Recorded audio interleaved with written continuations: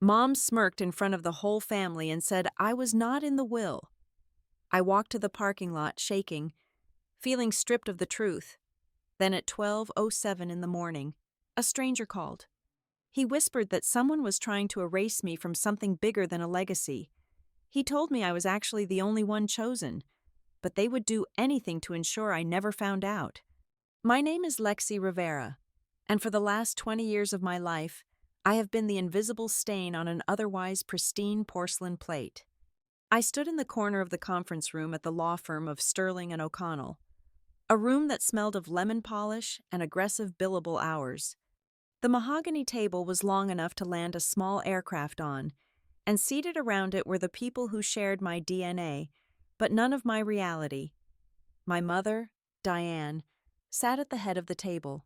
She wore black, of course. Not the black of mourning, but the sharp, tailored black of a CEO stepping into a boardroom to hostilely acquire a competitor. Her hair was perfectly coiffed, a helmet of blonde that refused to move even when she turned her head to scan the room. Next to her was my sister, Sloane. Sloane was weeping into a handkerchief that looked like it cost more than my monthly car payment. Her grief might have been real, or it might have been performance art. In this family, the line between emotion and manipulation had blurred so long ago that I doubted even they knew the difference anymore. The family attorney, a man named Marcus, who looked like he had been embalmed alongside my father, cleared his throat. He had been droning on for 20 minutes about assets, property lines in the Hamptons, and the liquidity of certain stock portfolios. I had zoned out, staring at a landscape painting on the wall that looked remarkably bleak. I was only here because the summons had been formal. I expected nothing. I wanted nothing. I just wanted it to be over so I could go back to my quiet, orderly life, where I paid my own bills and nobody looked at me like I was a mistake that needed correcting. Then came the silence. It was heavy, wet, and sudden. I turned my gaze from the painting back to the table. Marcus had stopped reading. He took off his reading glasses and folded them slowly. He looked at Diane. Diane looked at me, and then she did it. It was subtle, a micro-expression that would have been missed by anyone who hadn't spent 3 decades analyzing her face for signs of danger. The corner of her mouth twitched upward. It was a smirk. A small, cold, victorious smirk that lasted less than a second before she smoothed her features back into the mask of the grieving widow. "Lexi," Diane said, her voice soft, carrying that terrifying lilt of faux concern. "You might want to sit down for this part." I remained standing. I preferred to take my blows on my feet. Marcus looked down at the document. He cleared his throat again, this time nervously. Regarding the remainder of the estate, including the primary residence, the investment accounts, and the residuals from the Sutherland Holdings partnership, the deceased has been explicit. He paused. The room held its breath.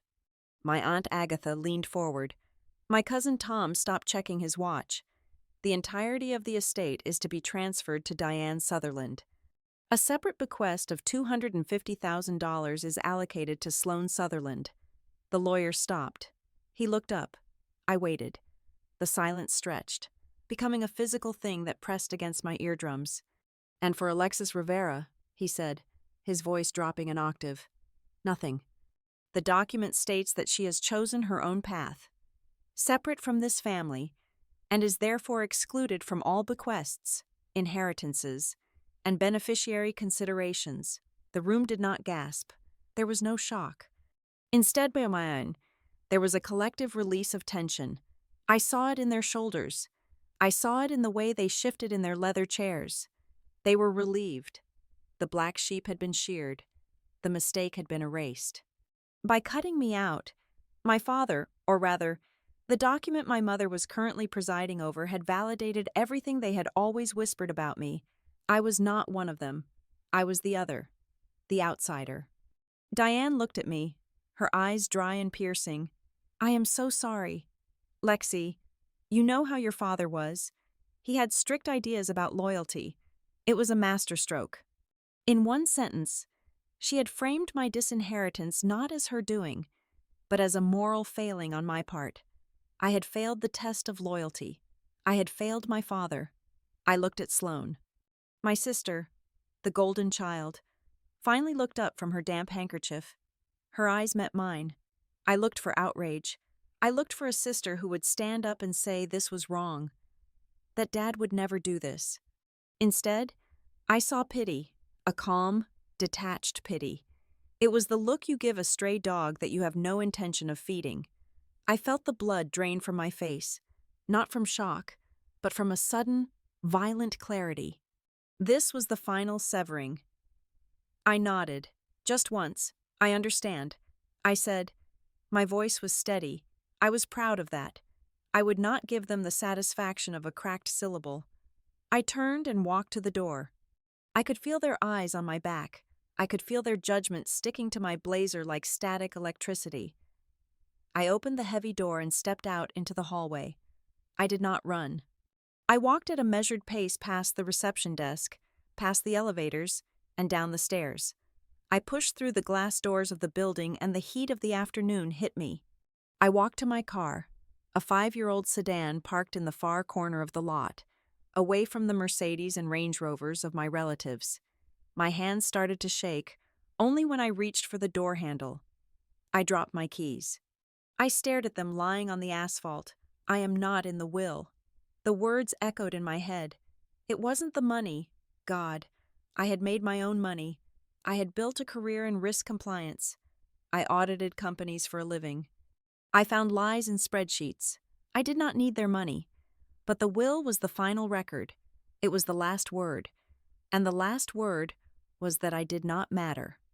My father, the man who had taught me how to ride a bike, the man who used to sneak me candy when Mom wasn't looking, had erased me. I picked up my keys and got into the car.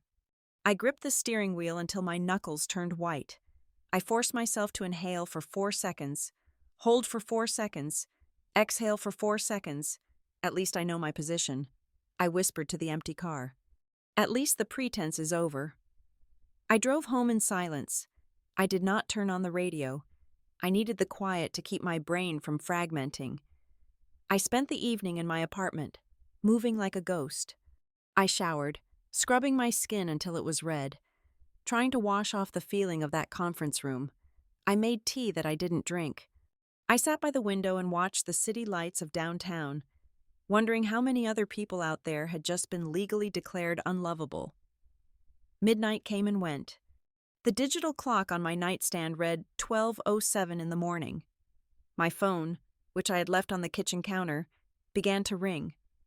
The sound was jarring in the silence. Who would call at this hour? My first thought was Sloane, perhaps calling with a guilty conscience, or Diane, calling to twist the knife one last time. I walked to the kitchen. The screen was lit up. No caller ID. I hesitated. I almost let it go to voicemail.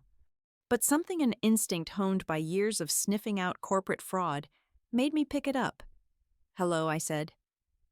"Lexi Rivera." The voice was male, deep and strained. It sounded like he was speaking through clenched teeth. "Yes. Who is this?" "Do not hang up," he said. The urgency in his voice was like a cold hand grabbing my wrist. "This is Carter Hayes. I worked as private counsel for your father. Not the firm, just him." I frowned. Carter Hayes. The name sounded vaguely familiar, perhaps from an old holiday card years ago, but he wasn't at the meeting today. "Mr. Hayes, it is past midnight. If this is about the will, forget the will," he snapped. His voice was breathless, as if he was walking fast or running. The will was a show. It was a piece of theater Diane orchestrated to make you walk away. I froze. My hand tightened on the phone. "What are you talking about?" "Listen to me very carefully because I do not have much time," Carter said. "I am currently leaving my office via the service stairwell because there is a black sedan idling at the front entrance that has been there for 3 hours. You are scaring me." I said, "Good. You need to be scared. Or at least, you need to be awake. You were not excluded. Lexi, you were hidden. Hidden. Your father knew Diane would come for everything. He knew she had the power to contest, to drag things out, to poison the well. So he created a decoy.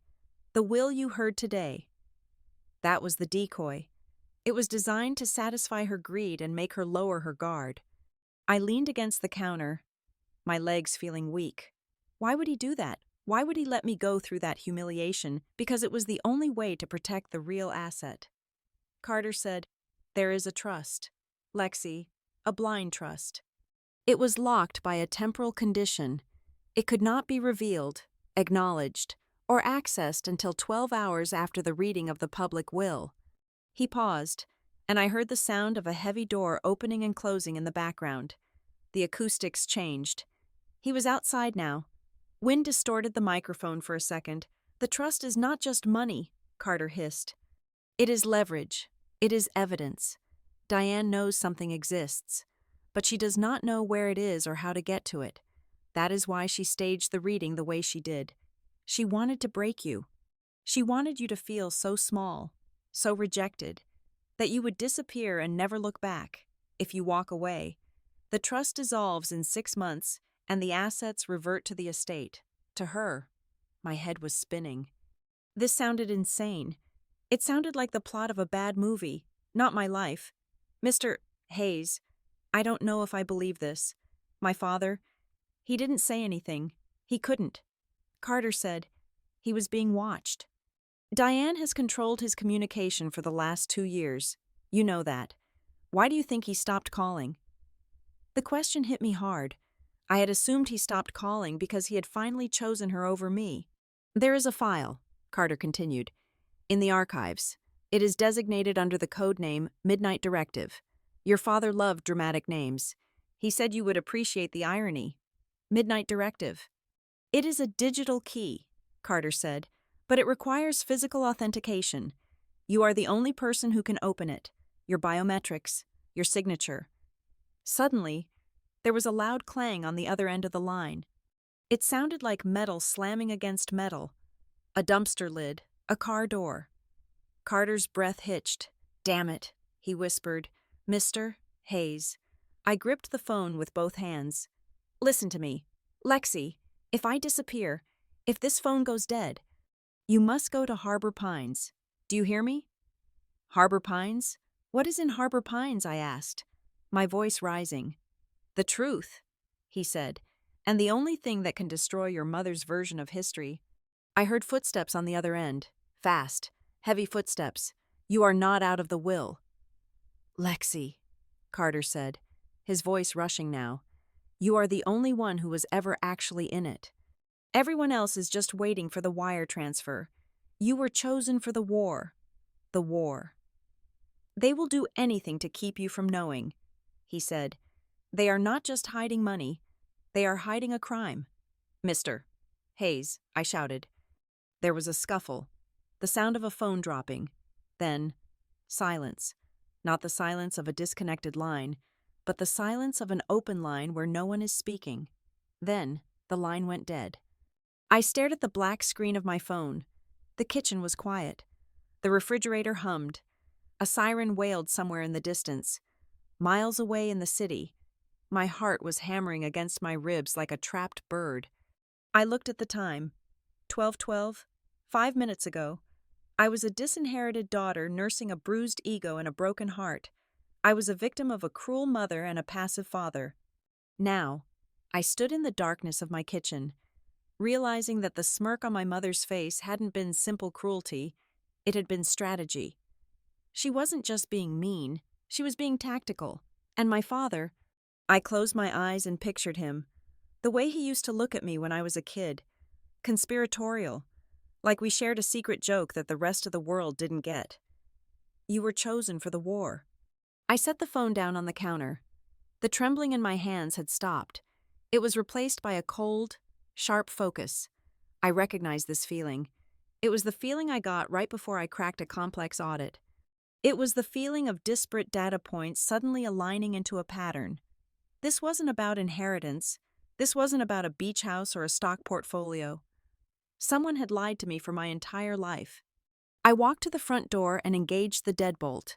Then I engaged the chain. I went back to the kitchen and pulled a notepad from the drawer. I wrote down 2 words. Midnight Directive. Then I wrote down 2 more. Harbor Pines. I looked at the words. They stared back at me, demanding action. I am not the girl who cries in the parking lot. I told the empty room. I am the girl who finds the error. And I was about to audit my own family. People often assume that my job at NextGate Compliance Group is boring. They hear the title Senior Risk Compliance Officer and they imagine a gray cubicle, a dusty calculator, and a woman who gets excited about tax codes. They are wrong. My job is not about math. It is about human nature. It is about understanding that every system, no matter how secure, has a crack in it because it was built by a person. And people are messy. People are greedy. People lie. My entire career has been built on the premise that if you look at a set of data long enough, you will eventually find the anomaly that proves someone is trying to hide something. I have spent the last 8 years living in a one-bedroom apartment on the edge of the city, driving a car that does not turn heads, and wearing suits that say professional but not expensive. I built this life brick by brick, without a single cent from the Sutherland fortune. That independence was my armor. It was the only thing I had that Diane could not touch. When I walked into my office at NextGate, I was not the black sheep of a wealthy dynasty.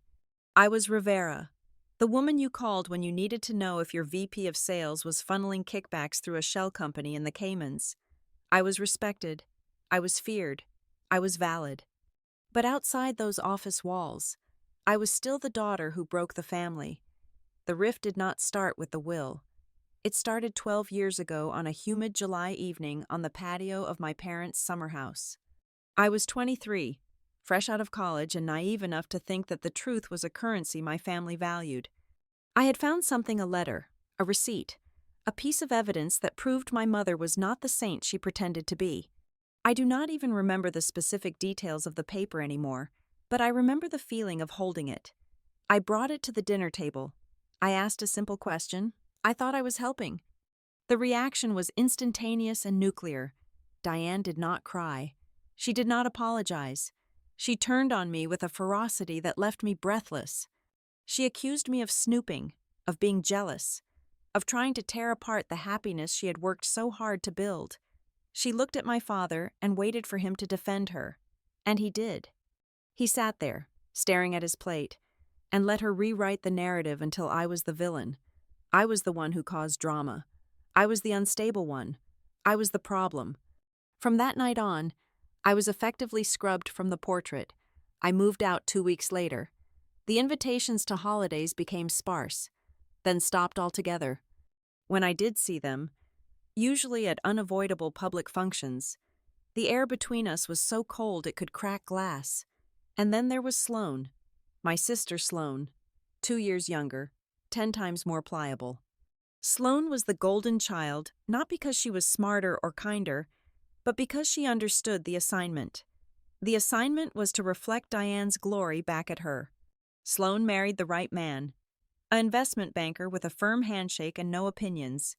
She bought a house 3 streets away from our parents. She had Sunday brunch with Diane every week. She wore the clothes Diane picked out and repeated the opinions Diane held. I used to hate her for it. Then I started to pity her. It is exhausting to be a mirror. You never get to be yourself. When my father died 3 weeks ago, I expected the grief to hit me like a wave. Instead, it felt like a dull ache, a bruising of the soul rather than a break. I had lost him a long time ago, really. I lost him every time he saw Diane cut me down with a sharp comment, and he just cleared his throat and looked away. I lost him every time he sent me a birthday card to my office address, because he did not want Diane to see it in the outgoing mail at home. The funeral was the perfect encapsulation of our family dynamic. Diane treated it like a gala. She hired a planner. There were floral arrangements that cost more than my annual rent. The eulogy was a masterpiece of fiction, painting Robert Sutherland as a titan of industry and a devoted partner, erasing his quiet sadness, his hesitation, the way he used to sit in his study for hours just staring at the wall. And the seating chart, that was Diane's masterpiece. In the front row, there was Diane, looking tragic and glamorous. Next to her was Sloane, clutching her husband's hand. Then came the aunts, the uncles, the business partners. I was seated in the third row, on the aisle, next to a second cousin I had not spoken to since I was 12. I remember sitting there, my hands clasped in my lap, watching the back of my mother's head. She did not turn around once, not once, to the hundreds of people in that church. The message was clear. Lexi Rivera is here, but she is not part of this. She is a guest, a footnote. I wanted to scream. I wanted to stand up and shout that I was the one who used to read to him when his eyes got tired. I was the one who knew he hated scotch but drank it because it was what powerful men drank. I was the one who knew he wanted to be an architect, not a financier, but I sat still. I practiced my breathing. I let the humiliation wash over me and recede, leaving behind a hard, cold sediment of resolve. Yet, there were moments, tiny, fractured moments that I had collected over the years like sea glass. I remembered a barbecue 5 years ago. I had run into my father in the kitchen while everyone else was outside. He looked older, frailer. He had gripped my shoulder, his hand heavy and trembling slightly.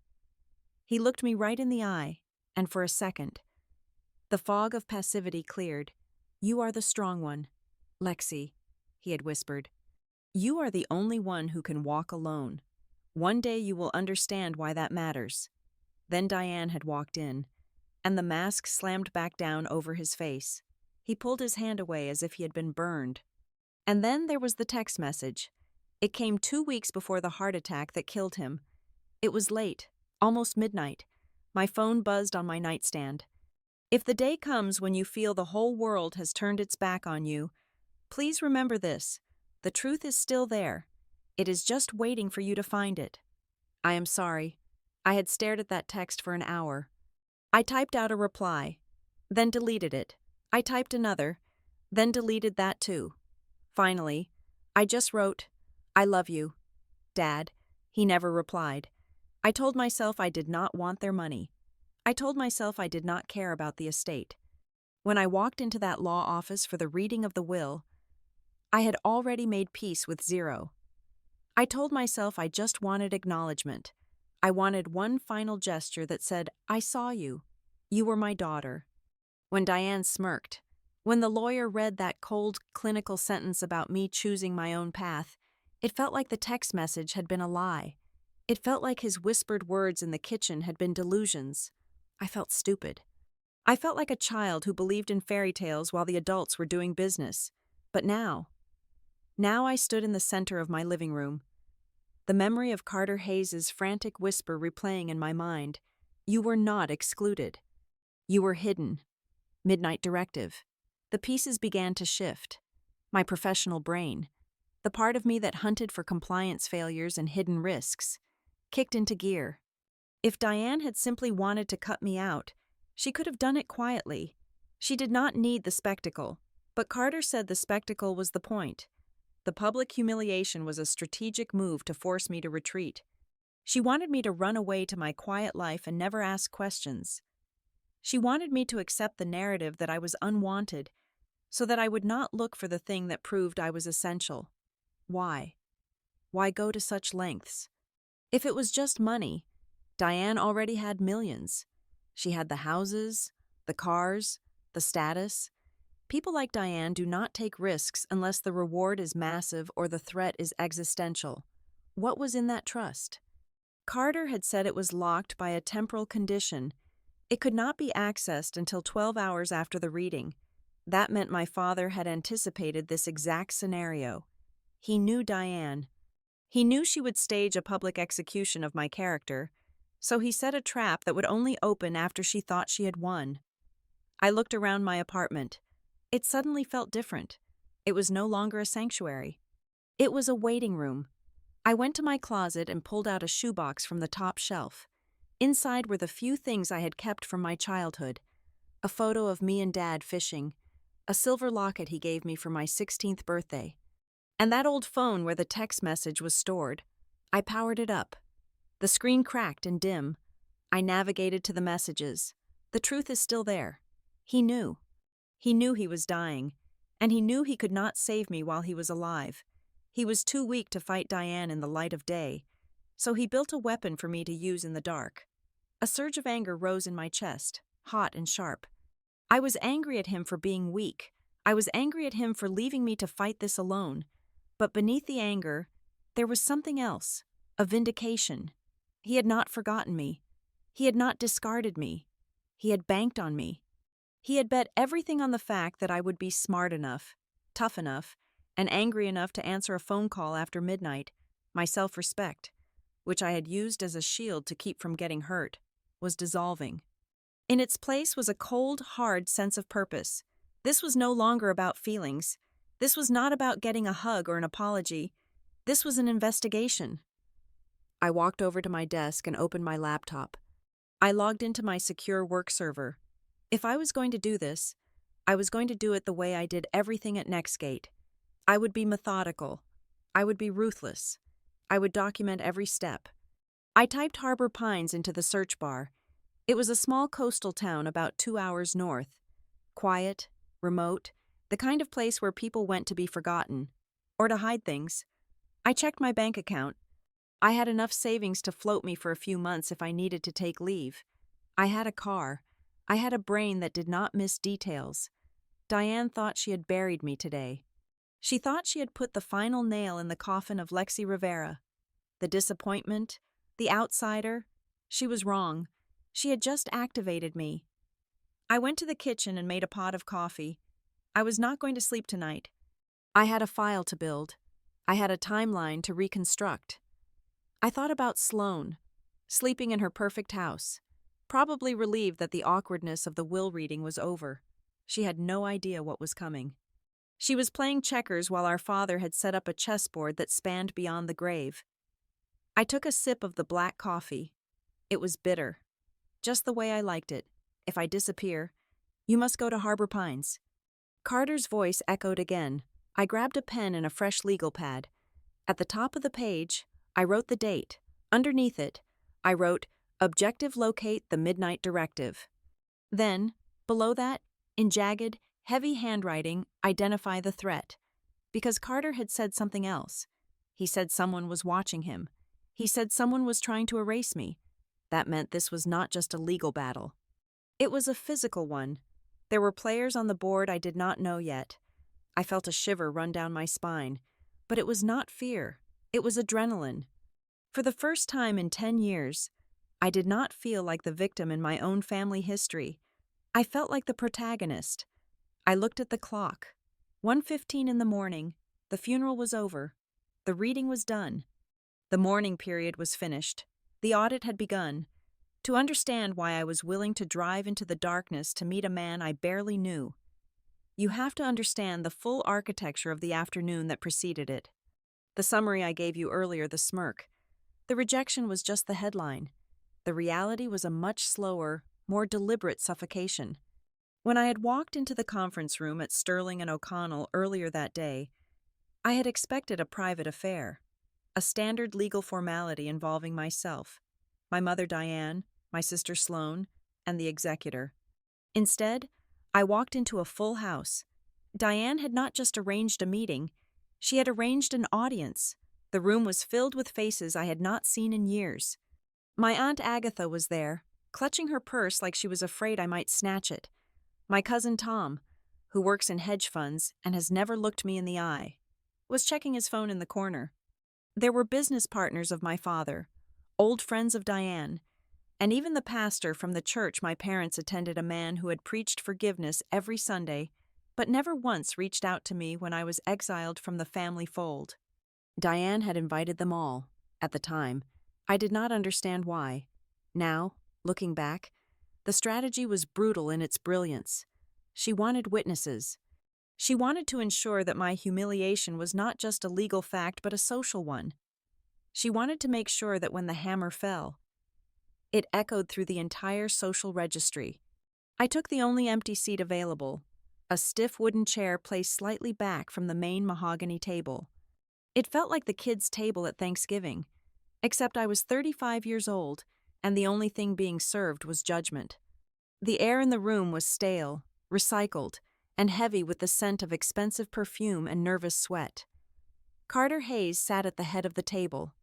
In the light of day, before the midnight phone call changed everything, he looked like just another high-priced suit. He was stiff, professional, and entirely unreadable. He arranged his papers with meticulous slowness, avoiding eye contact with everyone, especially me. Diane sat to his right. She looked radiant. Grief usually hollows people out, makes them look gray and fragile. But Diane looked like she had just returned from a spa weekend. Her skin was glowing. Her posture was erect.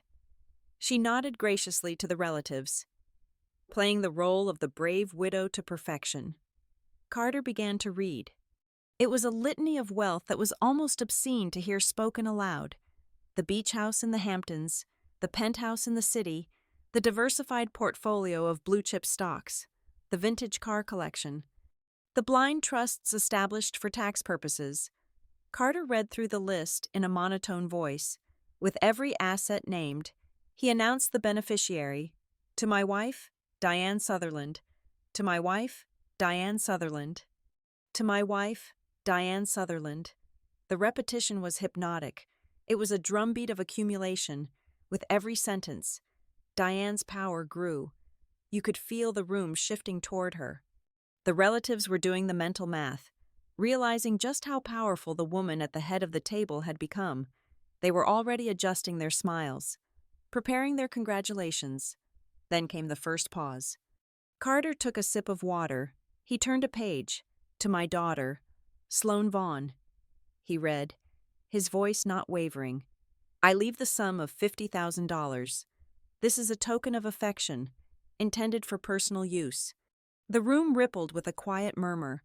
$50,000 was a lot of money to most people, but in the context of an estate worth nearly $100 million, it was pocket change. It was an allowance. I looked at Sloane.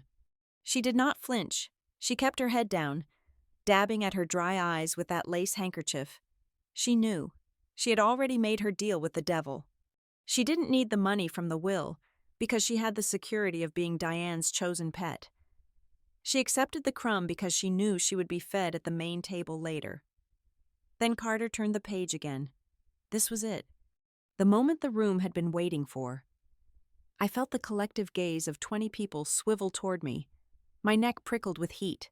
I kept my back straight, my hands folded on my lap, refusing to show them a single tremor. Carter looked at the paper.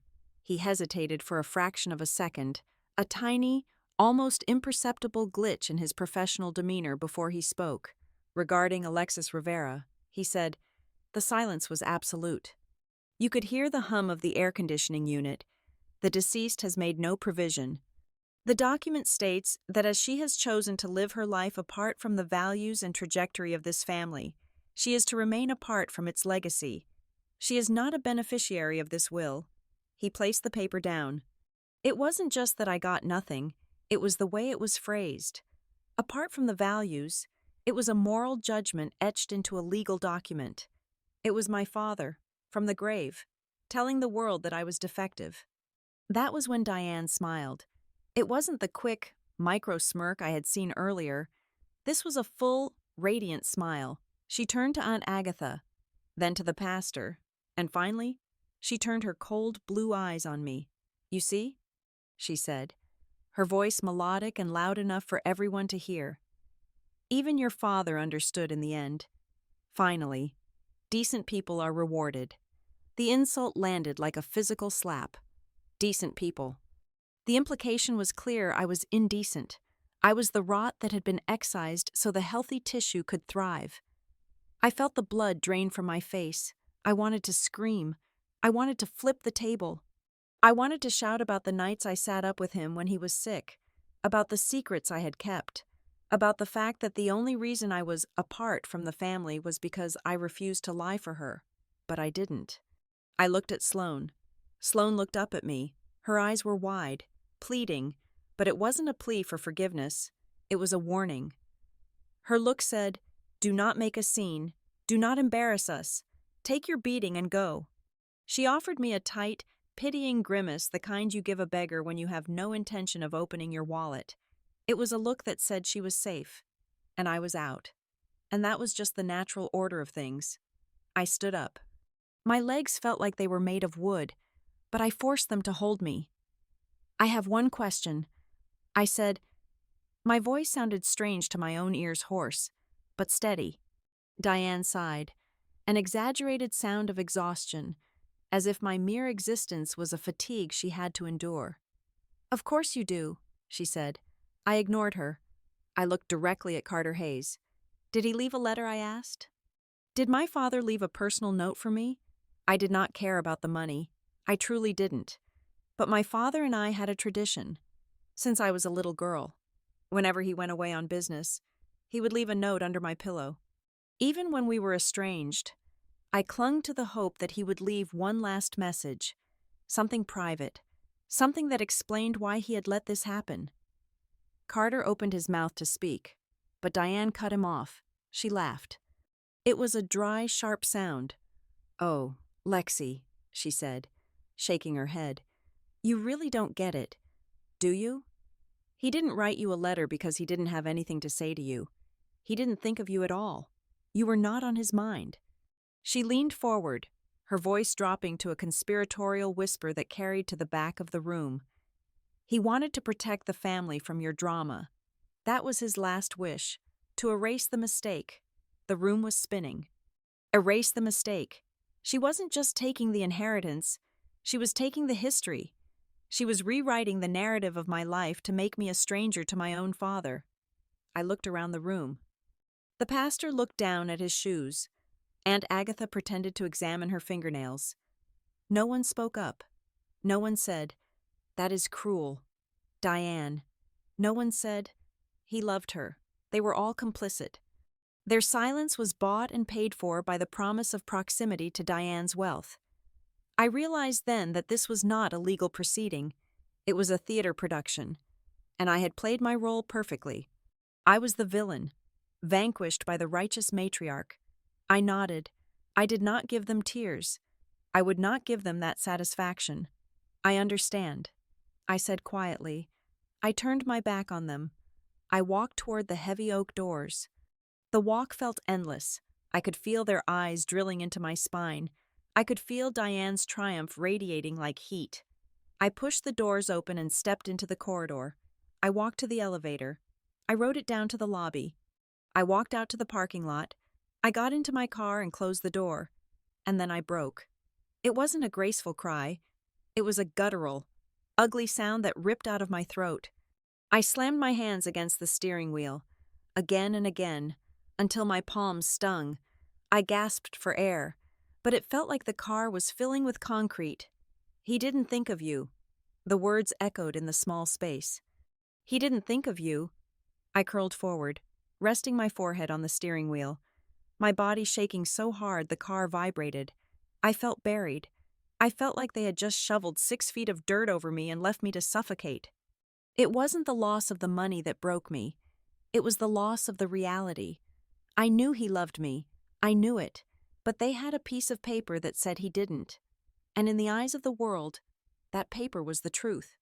I sat there for 20 minutes, weeping until my throat was raw. I watched the relatives come out of the building. I saw them shaking hands, hugging Diane, laughing. They looked light. They looked unburdened. I wiped my face with the back of my hand. I looked at my reflection in the rearview mirror. My eyes were red. My makeup was smeared. I looked like a wreck. But beneath the redness, beneath the puffiness, I saw something else. I saw the face of the woman who had survived alone for 12 years. "I am not a mistake," I whispered. I started the engine. "I will not go back there." I told myself, I will never step foot in that office again. I will never ask them for a dime.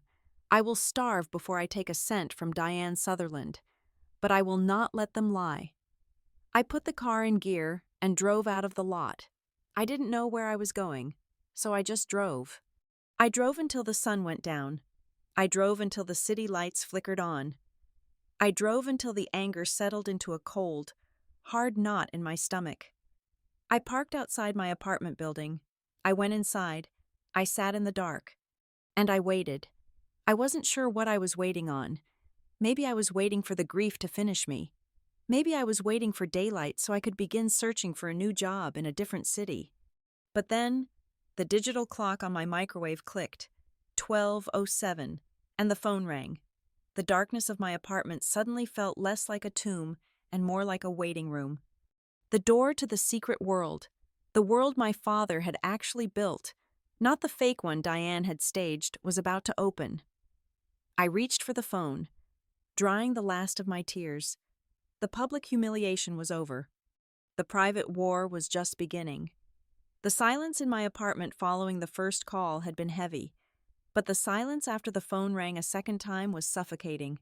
I stared at the device in my hand. The screen illuminated the dark kitchen counter with a harsh, artificial glow. It was Carter Hayes again. I slid my thumb across the screen to answer, but before I could even bring the phone to my ear, his voice cut through the static. "Are you alone?" It was not a greeting, it was a demand. The question sent a jolt of adrenaline straight into my bloodstream, instantly evaporating the residual grief from the afternoon's funeral. I instinctively looked toward the front door, checking the deadbolt from where I stood. "Yes," I said, keeping my voice low. "I am in my apartment. The doors are locked. Carter, you need to tell me what is going on. You sounded terrified before the line cut out." "I am not terrified. Lexi," he said, though his breathing was ragged, audible even over the cellular connection. "I am compromised. There is a difference." I heard the sound of an engine turning over in the background. He was in a car now. "Listen to me," he continued. "I need you to stop thinking like a grieving daughter and start thinking like the compliance officer I know you are. What I am about to tell you violates 6 different statutes regarding attorney-client privilege and estate law. But if I do not tell you now, the truth will be incinerated before sunrise." I grabbed a pen and the notepad I had placed on the counter. "Go ahead." "Your father did not trust the legal system," Carter said, "and he certainly did not trust your mother. He knew that any standard will, no matter how ironclad, could be challenged. He knew Diane would hire forensic accountants. He knew she would charm judges. He knew she would drag you through years of litigation until you were bankrupt just to prove a point. I wrote down litigation risk. It made sense. Diane thrived in courtrooms. She treated lawsuits like recreational sports. So he created a failsafe. I said, "He created a ghost trust." Carter corrected. "That is not the legal term, but that is what we called it. It is a separate legal entity, domiciled in a jurisdiction that does not communicate with the primary estate databases. But the genius of it was not the location. It was the trigger. The trigger time," Carter said. "The trust was designed with a temporal lock. It was legally invisible until exactly 12 hours after the official reading of the decoy will." My hand froze over the paper. The decoy will. The humiliation I had endured earlier that day, the public shaming, the smirk on Diane's face. It was all part of the mechanism. "You mean the reading today was—" "It was bait," Carter said. "Your father knew Diane needed to feel like she had won. He knew that the moment she felt victorious, she would get sloppy. She would fire her extra security. She would stop looking over her shoulder.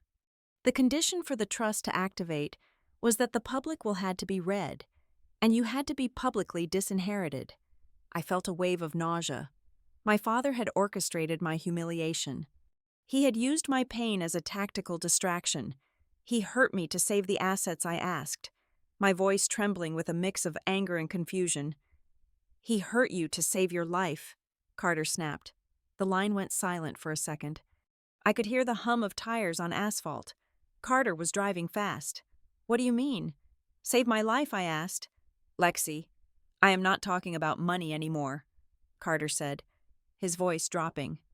"At 4 o'clock this afternoon, 2 hours after you left my office, a man came to see me. He did not have an appointment. He wore a dark hoodie and kept his head down.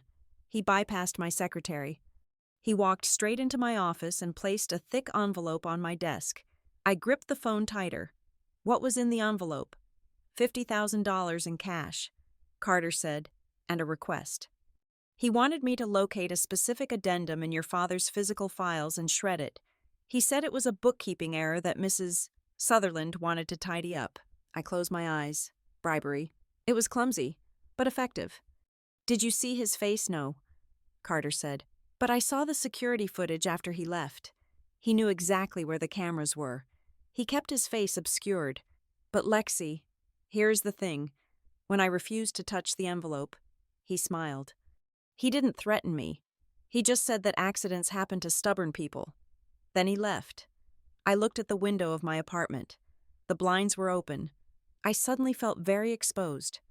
I walked over and pulled the cord, plunging the room into total darkness. Did they find the file? I asked. No, Carter said, because the file is not in my office. I moved it 3 days ago.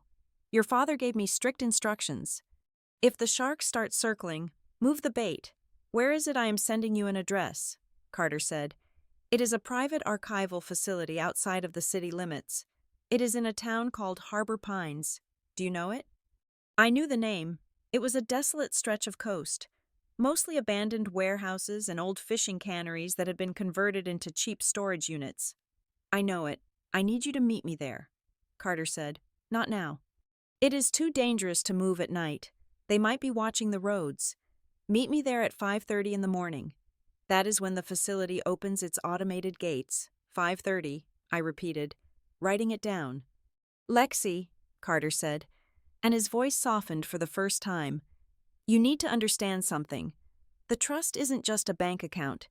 It contains a directive. It contains the history of every transaction your father ever made. It connects Diane to things that go far beyond just being a bad mother. My heart was pounding against my ribs. I had spent my career uncovering corporate fraud, tracking money laundering, and exposing embezzlement. I knew what he was implying. If Diane was involved in something illegal, and my father had documented it, then I wasn't just an heir. I was a whistleblower. Why me? I whispered. Why didn't he just go to the police? Because he was involved too, Carter said. The admission hung in the air like smoke. My father, the man I idolized, the man I thought was just weak, not wicked. He spent the last 5 years trying to get out. Carter said. He was trying to clean the ledger, but they wouldn't let him. That is why he left it to you. He knew you were the only one with the skills to decode it and the moral compass to actually use it. I felt tears pricking my eyes again, but these were not tears of sadness. They were tears of overwhelming pressure. He left me a mess. I said, he left you a weapon, Carter corrected. I heard the GPS voice in the background of his car instruct him to take an exit. I have to go, Carter said. I think I might have lost them, but I cannot be sure. I am going to go dark until I reach the facility. Do not call this number again. Wait, I said. Carter, wait, what? Why didn't he tell me? Why did he let me think he didn't care? There was a long pause. I thought he had hung up. Then, Carter spoke, his voice thick with emotion. He wanted to. Lexi, God, he wanted to. I watched him cry in my office the day he signed the midnight directive. He told me that the hardest thing he ever had to do was let you walk away. He said that if he pulled you close, he would only drag you down with him. He had to make you look like an enemy to keep you safe from his enemies. I bit my lip so hard I tasted blood. He didn't forget you. Lexi, Carter whispered. He prepared for you. Then the line went dead. I lowered the phone slowly. I stood there in the dark kitchen, the silence ringing in my ears. He prepared for you, all those years of coldness, the missed birthdays, the silence. It hadn't been indifference. It had been a quarantine. He had been keeping the infection away from me. My phone pinged. A single notification cut through the quiet. I looked down. It was an email from a personal address I didn't recognize, but the sender name was just initials CAH. I opened it. There was no body text, no greeting, no signature, just a single attachment. The file name was in all caps. Midnight_directive. AESI stared at the extension. AES. Advanced Encryption Standard. It was a secure file. It wasn't a PDF you could just double-click. It needed a key. I walked to my laptop and sat down. I forwarded the email to my secure work server, a risk. I knew. But I needed the processing power. I downloaded the file. I tried to open it. A dialog box popped up in the center of the screen. Enter decryption key. I sat back in my chair. A key. Carter hadn't given me a password. He had said I was the only one who could open it. Midnight directive. I typed in my birthday. Access denied. I typed in my father's birthday. Access denied. I typed in the date of the will reading. Access denied. I paused. I closed my eyes and thought about the conversation. Carter had said it required physical authentication. He said I had to go to Harbor Pines. The file on my computer was just the container. The key was physical. I looked at the time. It was now 12:45 in the morning. Harbor Pines was a 2-hour drive. If I left now, I would get there too early. I would be sitting in the dark, a sitting duck, but I couldn't stay here. If they had followed Carter, they might know about me. If they knew about the midnight directive, they knew I was the beneficiary. I stood up and went to my bedroom. I didn't pack a suitcase. I packed a go bag. I took my laptop, my backup hard drive, a flashlight, a change of clothes, and the pepper spray I kept in my nightstand. I changed into jeans and a dark hoodie. I looked in the mirror. I didn't look like a compliance officer anymore. I looked like someone on the run. I thought about Diane sleeping in her mansion. She had won the day. She had the applause, the sympathy, the public victory. She thought the story was over, but my father had given me the night. I grabbed my keys. I am coming. Dad, I whispered to the empty apartment. I slipped out the door and into the hallway. I didn't take the elevator. I took the stairs, descending into the concrete belly of the parking garage. My footsteps echoed on the cement, sounding like gunshots in the quiet. I got into my car and locked the doors. I didn't turn on the headlights until I was 2 blocks away. I merged onto the highway, heading north toward the coast. The road was empty, a ribbon of black stretching out under the moonlight. Diane had the will. She had the house. She had the lies. But I had the midnight directive. And for the first time in my life, I knew exactly where I was going. The drive to Harbor Pines took exactly 1 hour and 45 minutes. I spent the entire duration in a state of hyper-focus that I usually reserved for high-stakes compliance audits. The road was a desolate stretch of asphalt that hugged the coastline, shrouded in a thick pre-dawn fog that turned the world into a gray void. I kept my eyes on the white lines, my mind organizing the chaos of the last 12 hours into a file structure. I was not driving toward a family reunion. I was driving toward a crime scene. Harbor Pines was not a town so much as a graveyard for industry. It was a collection of rusted warehouses and shipping containers that had been repurposed for long-term storage. I pulled up to the gate of the address Carter had sent me at exactly 5:25 in the morning. The facility was called Iron Mountain Archival. It looked like a fortress. High fences, barbed wire, and cameras that pivoted to follow my car as I idled by the keypad. At 5:30 on the dot, the heavy steel gate rolled back with a mechanical groan. I drove through. Parked in the shadow of a massive corrugated metal building was Carter's sedan. He was leaning against the hood, drinking coffee from a paper cup. He looked exhausted. His tie was loosened, and the pristine lawyer I had seen yesterday was gone. In his place was a man who looked like he had been running for his life, but he was not alone. Standing next to him was a woman I did not recognize immediately, though she radiated a familiarity that tugged at the back of my memory. She was older, perhaps in her late 60s, wearing a sensible raincoat and gripping a large handbag with both hands. I parked and got out. The air smelled of salt and diesel. "You made good time," Carter said. He tossed his empty cup into a nearby bin. "I did not come here to chat about traffic." "Carter," I said, crossing my arms, "I want the file." Carter nodded. He gestured to the woman beside him. "Lexi, do you remember Marianne Keel?" I looked at her, the gray hair, the sharp, intelligent eyes behind wire-rimmed glasses. Then it clicked. She had been my father's executive assistant at Sutherland Holdings for 20 years. She was the gatekeeper, the woman who managed his calendar, his calls, and, evidently, his secrets. She had retired 5 years ago. Abruptly. Marianne, I said, my voice softening. I haven't seen you since the retirement party. I never had a retirement party. Lexi, Marianne said. Her voice was crisp, lacking any of the pity I had seen in my family's eyes yesterday. I was fired. Your mother told everyone I retired to spend time with my grandchildren. I don't have grandchildren. I felt a chill that had nothing to do with the ocean wind. Why are you here? I asked. Because Carter cannot open the box alone, Marianne said, and neither can you. Your father set up a two-key protocol: physical possession and witness verification. I am the witness. Carter reached into the back seat of his car and pulled out a heavy briefcase. He placed it on the hood of the car and clicked the latches open. Inside was not a stack of papers, but a single, thick envelope made of heavy cream-colored stock. It was sealed with red wax. The seal was my father's personal crest, a lion holding a key. I hadn't seen that seal in a decade. This has been in a safety deposit box in Marianne's name since the day your father died. Carter said, I didn't even have access to it.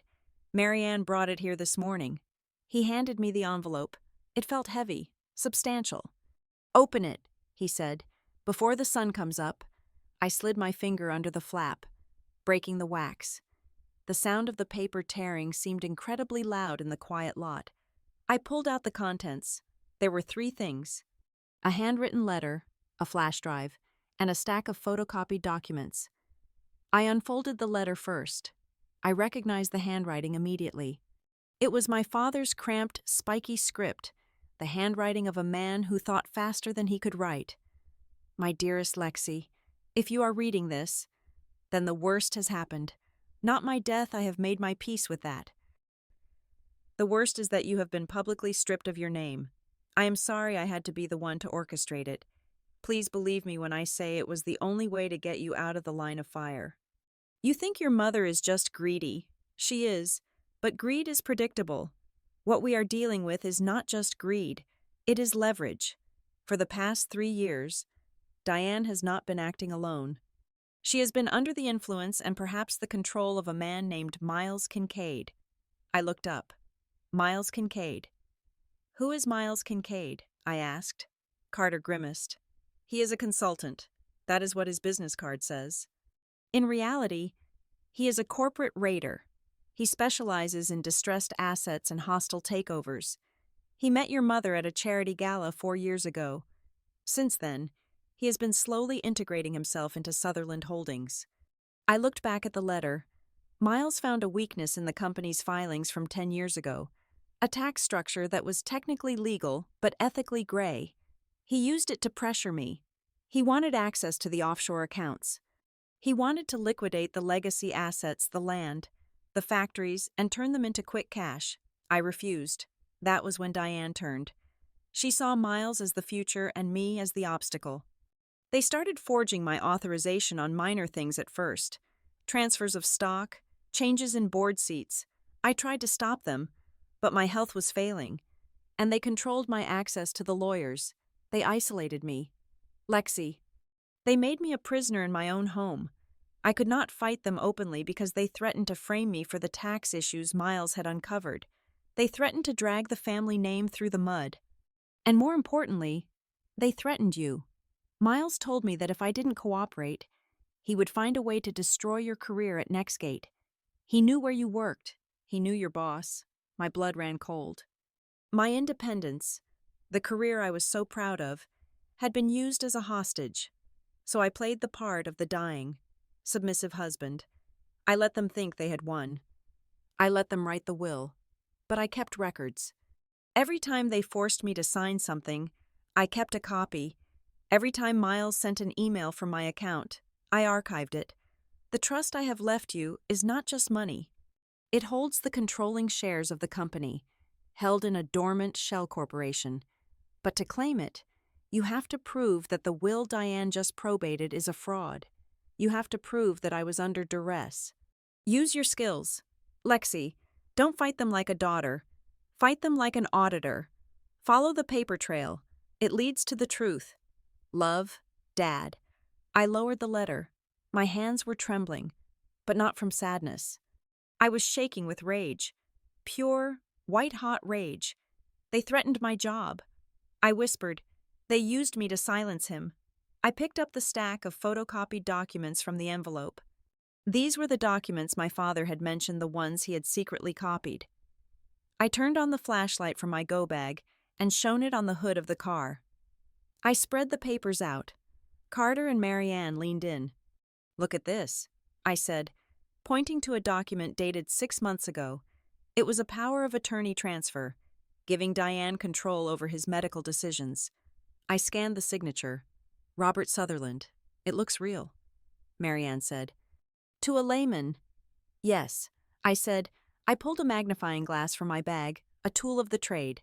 I held it over the signature. "Look at the start and stop points of the ink. See how the pressure is perfectly even all the way through. When a human signs, the pressure varies. There is a heavy downstroke on the capital R, a trailing lightness at the end of the D. This signature has zero variance. It is an auto pen," Carter said. "No," I said. "It is better than an auto pen. It is a vector trace." Someone scanned his real signature, digitized it, and printed it onto the document using a high-fidelity plotter.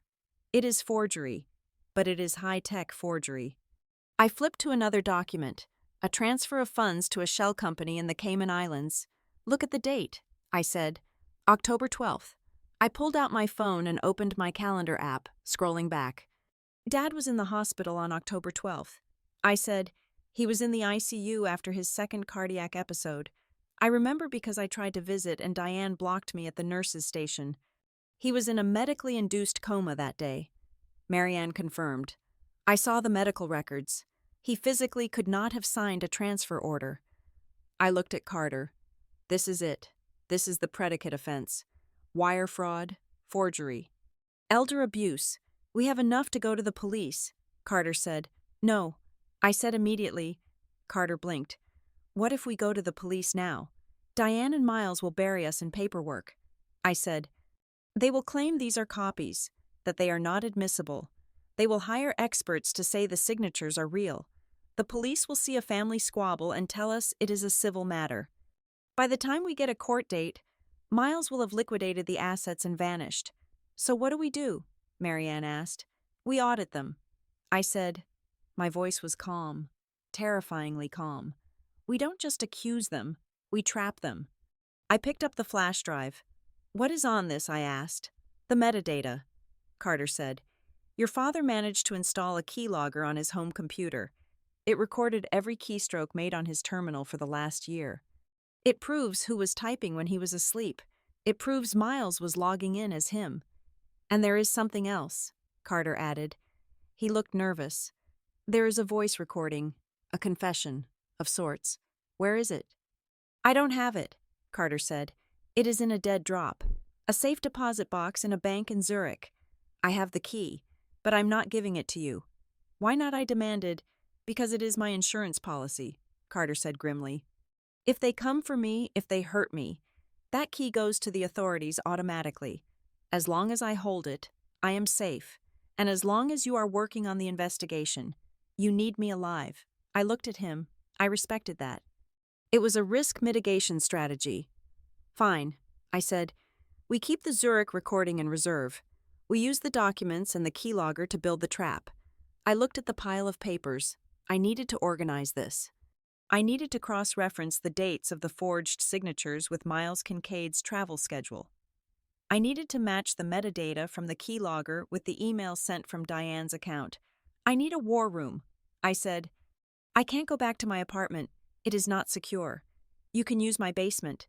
Marianne said, "I live in a farmhouse 10 miles inland. Nobody visits me. I have internet, and I have a shredder." I gathered the papers and put them back in the envelope. I looked at the two of them, an exhausted lawyer and a fired secretary. We were a ragtag team, but we were the only ones who knew the truth.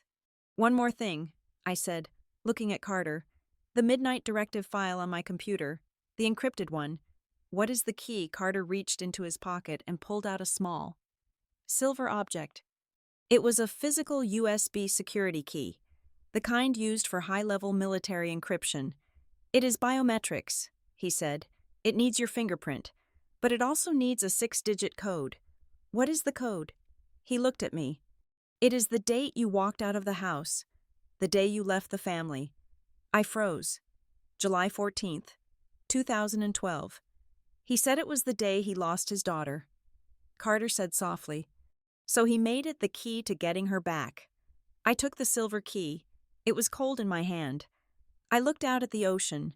The sun was starting to burn through the fog. The gray was turning into a blinding white. Marianne placed a hand on my arm. Her grip was strong.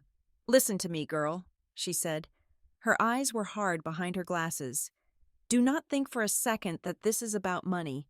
Diane has enough money to buy God. This is about control. They rewrote history. They made your father look like a weak, unloving man, and they made you look like a failure." She squeezed my arm. "They don't just want the cash, Lexi. They want the story. They want to own the memory of Robert Sutherland. If you let them win, your father dies twice, once in the hospital and once in the history books." I looked at her, and then I looked at the envelope in my hand. "No," I said. I opened the car door and tossed the envelope onto the passenger seat. "They can keep the money," I said, "but they are not keeping him." I turned to Carter. "I am going to Marianne's. I need you to go back to the city. Act normal. Pretend you are terrified. Let them think I am running." Carter nodded. "And you?" I climbed into the driver's seat. "I am going to work." I said. I started the engine. The investigation had officially begun. I wasn't just Lexi Rivera anymore. I was the lead auditor on the case of my life, and I was going to find every single error they had made. The first rule of risk management is that when you push a system, the system pushes back. I knew this. I taught this. But knowing the theory did not prepare me for the suffocating reality of having my own family tighten the noose around my neck. I had been working out of Marianne's farmhouse basement for 3 days. It was a makeshift command center, a card table covered in documents, a whiteboard filled with timelines, and the constant hum of my laptop processing data. I had decrypted the Midnight Directive file. It was a treasure trove of evidence, but it was complex. It wasn't a smoking gun. It was 1,000 smoking matchsticks that I had to arrange into a fire.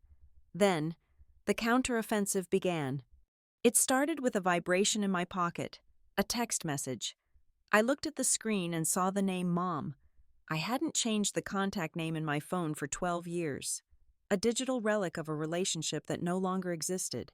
"Lexi, I am so worried about you.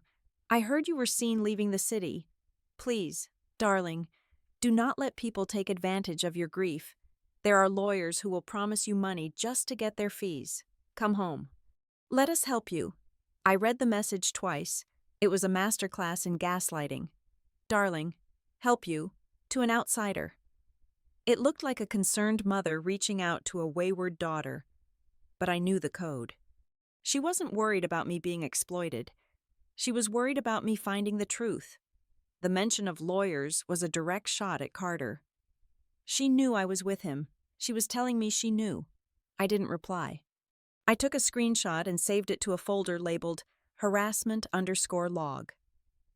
2 hours later, my phone rang. It was Sloan.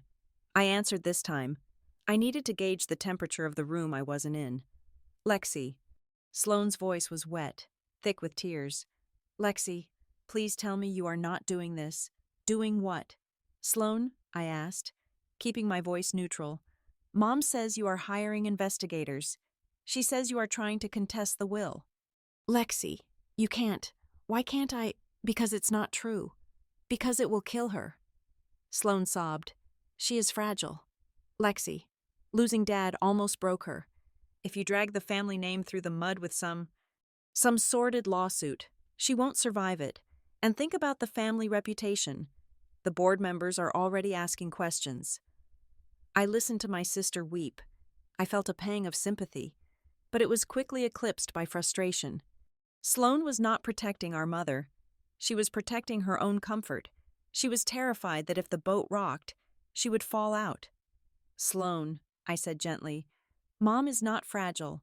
She is made of titanium. And the reputation you are worried about, It is built on lies. Don't say that. Sloane shrieked. You always do this. You always have to be the problem. Why can't you just let us be happy? I am not the problem. Sloane. I am the cleanup crew. I hung up. My hand was shaking. You always have to be the problem. That sentence cut deep. It was the refrain of my childhood. Every time I pointed out a discrepancy, every time I asked a hard question, I was labeled difficult. I turned back to my laptop, trying to focus on the bank transfers. Suddenly, a security alert popped up on my screen. Unusual sign in activity. Detected. I clicked the details. Someone was trying to access my father's old email account, the one I had just gained access to via the Midnight Directive. The IP address was masked, bouncing through a VPN in Singapore, but the pattern was telling. Failed password attempt.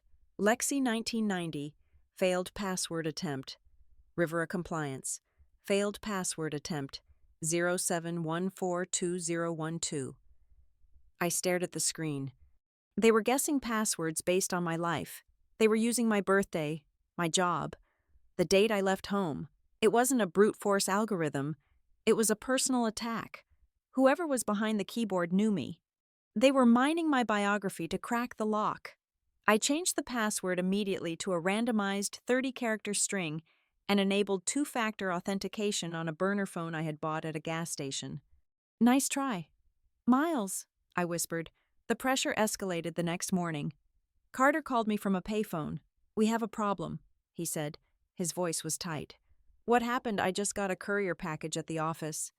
It is a motion for an injunction. They are filing to freeze the trust assets before we even claim them. On what grounds? I asked. The trust is irrevocable. They are claiming you are mentally incompetent, Carter said. The air left my lungs. What, the motion cites? History of instability and pathological estrangement. They have affidavits. Lexi, from your Aunt Agatha, from the family doctor we haven't seen in 10 years. They are painting a picture of a woman who is delusional, paranoid, and obsessed with persecution. They are arguing that any attempt by you to access the trust is a symptom of a mental breakdown. Not a legal claim. I sat down heavily on the folding chair. This was the nuclear option. They weren't just attacking my claim. They were attacking my sanity. If they could prove I was crazy, nothing I found would matter. The evidence would be dismissed as the ravings of a lunatic. It gets worse, Carter said. They are asking for a court-appointed guardian to manage your affairs, and they nominated Sloane. I laughed. It was a cold, bitter sound. They wanted to put me under the legal control of the sister who was too afraid to stand up to them. Fight it, I said. File a counter-motion. I will take a psych evaluation. I will take 10. I am the most sane person in this entire equation. I am drafting the response now, Carter said. But Lexi, be careful. If they are willing to do this, they are willing to destroy your life completely. He was right. And they didn't wait long to prove it. That afternoon, I received an email on my work account. The subject line was urgent, meeting with HR. My stomach dropped. I dialed into the conference bridge immediately. Lexi. It was the voice of Sarah, the VP of HR at Nextgate, a woman I had known for 5 years, a woman I had had lunch with. Her voice was ice cold. Sarah, what is this about? I asked. We have received a complaint. Lexi. A very serious one. An anonymous whistleblower has submitted evidence suggesting that you have been exfiltrating sensitive client data to a personal server. That is a lie, I said, my voice rising. Sarah, you know me. I am the compliance officer. I protect the data. We have logs. Lexi, they show downloads from your terminal at odd hours. I realized then what had happened. When I downloaded the Midnight Directive file to my work laptop for decryption, I had triggered a flag. It wasn't client data. It was my own family's dirty laundry, but to the automated system. It looked like a massive data breach, and someone had tipped them off to look for it. Miles. He had threatened my father with this years ago. Now he was executing the threat on me. I am placing you on immediate administrative leave pending an investigation. Sarah said, Your access to the NextGate system is revoked effective immediately. Do not come to the office. Sarah, please. Click. The line went dead. I tried to log back into my laptop. Access denied. I sat in the silence of the basement. I had lost my job. I was being sued for insanity. My family was gaslighting me. I felt the familiar sting of tears, the old wound of rejection ripping open. It was happening again. I was being punished for seeing the truth. I was being stripped of everything I had built to protect myself. Then the door to the basement opened. Marianne walked in. She looked pale. She was clutching a grocery bag. Marianne, I asked, standing up. What's wrong? She set the bag down on the table. Her hands were shaking. I was at the supermarket, she said. Just now, buying milk. A man walked up to me in the produce aisle. Tall, nice suit. He smiled at me. What did he say? He didn't say anything at first, she whispered. He just reached into my cart and picked up a carton of eggs. He looked at it and said, Fragile things break so easily when they are not in the right place, don't they? Marianne. Then he put it back and walked away. She looked at me, her eyes wide with fear. He knew my name, Lexi. He knew I was helping you. I walked over and hugged her. Her body was rigid with tension. They are watching us, she said. I know. I said. I pulled away and looked at her. I looked at the whiteboard covered in evidence. I looked at the screenshot of my mother's text. I looked at the blank screen of my work laptop. They had taken my job. They had taken my reputation. They were trying to take my mind, but they had made a critical error. By taking everything from me, they had left me with nothing to lose. I am sorry. Marianne, I said, I am sorry I dragged you into this. Marianne straightened her coat. She took a deep breath and the fear in her eyes was replaced by a spark of indignation. Don't you dare apologize, she said. I worked for your father for 20 years. I watched that woman chip away at his soul piece by piece. I am not going to let a man in a suit scare me away from finishing the job. She reached into her bag and pulled out a notebook. I wrote down his license plate, she said. It was a black sedan in the parking lot. I smiled. It was the first time I had smiled in days. Give it to me, I said. I took the notebook. I sat back down at the card table. I opened a fresh file on my personal laptop. I started a new log, counter-surveillance. I entered the license plate number. I entered the time of the call from HR. I entered the timestamp of the login attempts on my father's email. I wasn't just a victim anymore. I was a black box recorder. I was capturing every crash, every malfunction, every pilot error. You want to call me crazy, I muttered. Typing furiously, I will show you crazy. I will show you a level of documentation so precise it will make your lawyers weep. I turned to Marianne. We are not stopping, I said. We are accelerating. If they are this desperate, it means we are close to the heart of it. I picked up the phone and dialed Carter's number. Carter, I said when he answered. Did they fire you, he asked. He sounded resigned. Yes, I said. And they threatened Marianne, and they are questioning my sanity. I am sorry. Lexi. Don't be, I said. I want you to file a motion tomorrow morning. What motion? I want to demand a forensic audit of the Sutherland Holdings signature database. I said, and I want you to subpoena Miles Kincaid for a deposition. Lexi, that is like poking a bear. No, I said, it is setting a trap. We need them to react. Every time they react, they leave a footprint, and I'm collecting footprints. I looked at the wall where I had taped up the picture of my father. Let's see who breaks first, I said. I hung up. The fear was gone. The sadness was gone. All that was left was the cold, hard clarity of the audit. I went back to work. The concept of a trap is often misunderstood. People think it is about digging a hole and covering it with leaves, waiting for the wolf to fall in. But in the world of high-stakes compliance and corporate espionage, a trap is not a hole. It is a piece of information. You feed your enemy a lie, a very specific, traceable lie, and then you wait to see where it surfaces. If they act on it, they reveal their position. If they repeat it, They reveal their access. Carter and I sat in the basement of Marianne's farmhouse. The air cool and smelling of damp earth. It was 3 in the morning. We were drafting a document that was entirely fake. It was a draft settlement agreement. On the surface, it looked like a standard legal surrender. In it, I offered to withdraw all claims against the estate in exchange for a cash settlement of $2 million and a public apology. It was the kind of document Diane would drool over. It validated her victory. It made me look desperate and greedy, which was exactly the narrative she was selling to the family. But the document was radioactive. I embedded a digital watermark in the formatting of the PDF. It was invisible to the naked eye, a pattern of microspacing between the letters that, when run through a decryption filter, spelled out a specific serial number. Furthermore, the file metadata was tagged with a tracker. If this document was opened on a network we did not authorize, we would know. If it was printed, the printer's ID would be encoded in the margins. "We are going to send this to my old email address," I said, looking at Carter. "The one they hacked, the one they are monitoring." Carter looked nervous. He adjusted his glasses. "If they see this, they will think you are breaking. They will think they won. That is the point," I said. "I want them to think I am weak. I want them to rush. If they take this document to a judge to prove I am negotiating, or if they send it to the bank to stop the asset freeze, they prove they have unauthorized access to my private communications. It establishes the chain of custody for the hack. I hit send. The trap was set. Now, I had to sell the performance."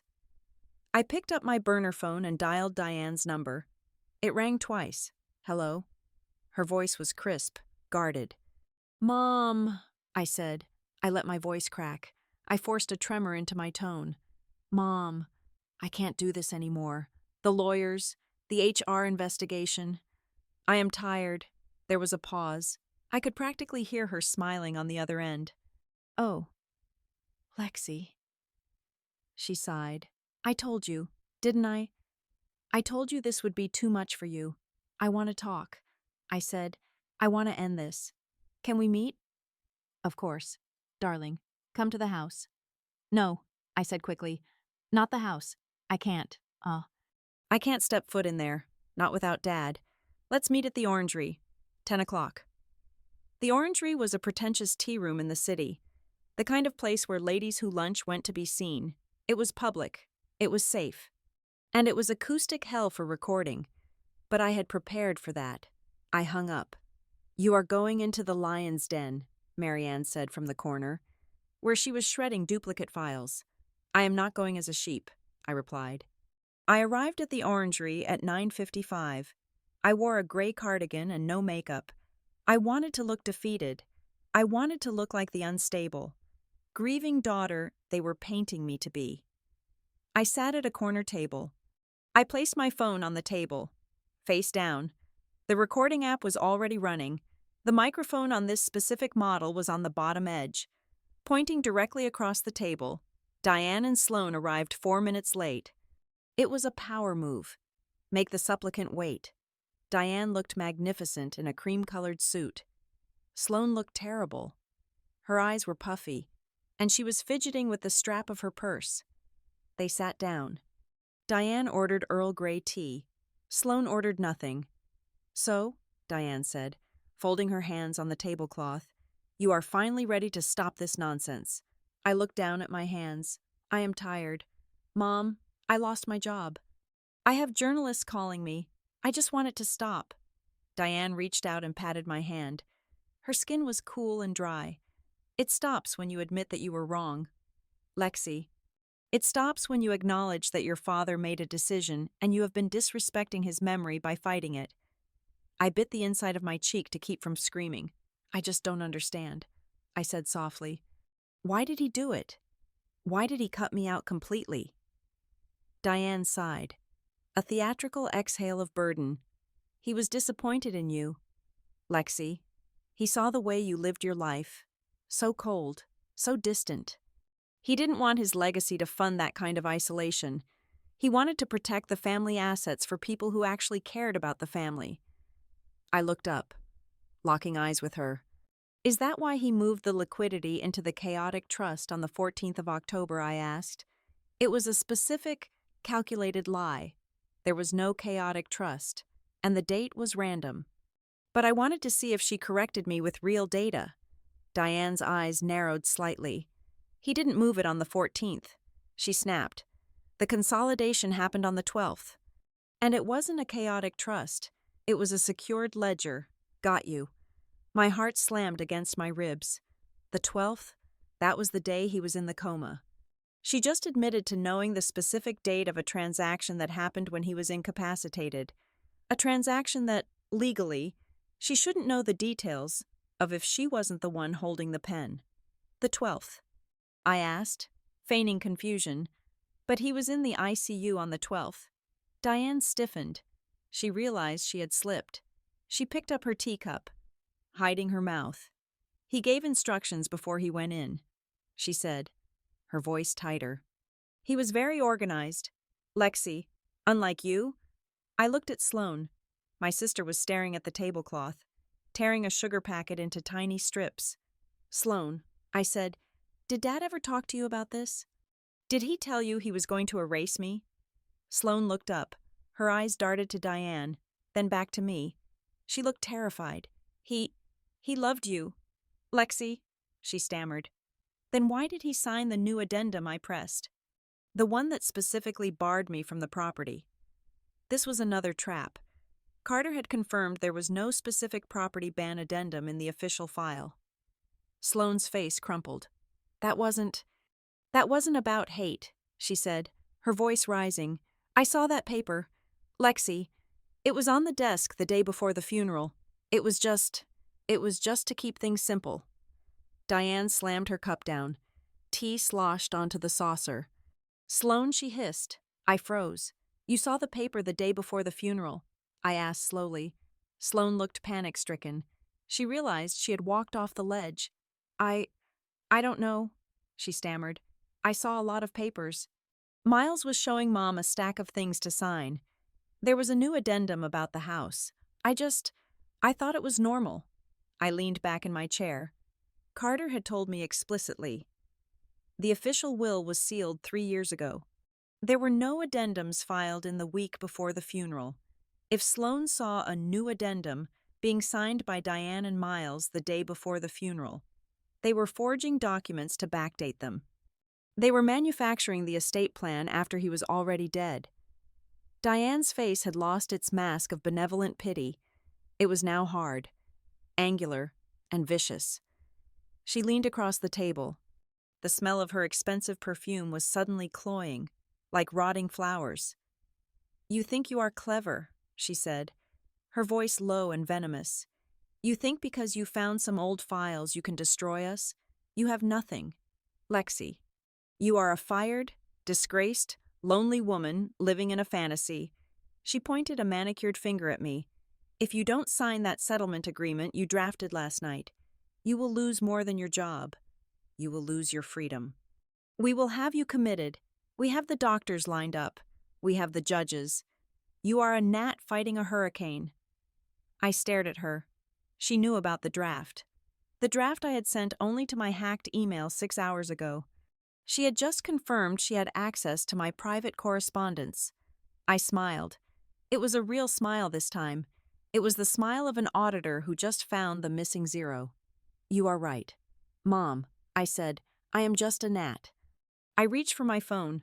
I stopped the recording. I stood up. Thank you for the tea, I said. Where are you going? Diane demanded. We aren't finished. I think we are, I said. I walked out of the orangery. My legs were shaking, but my head was clear.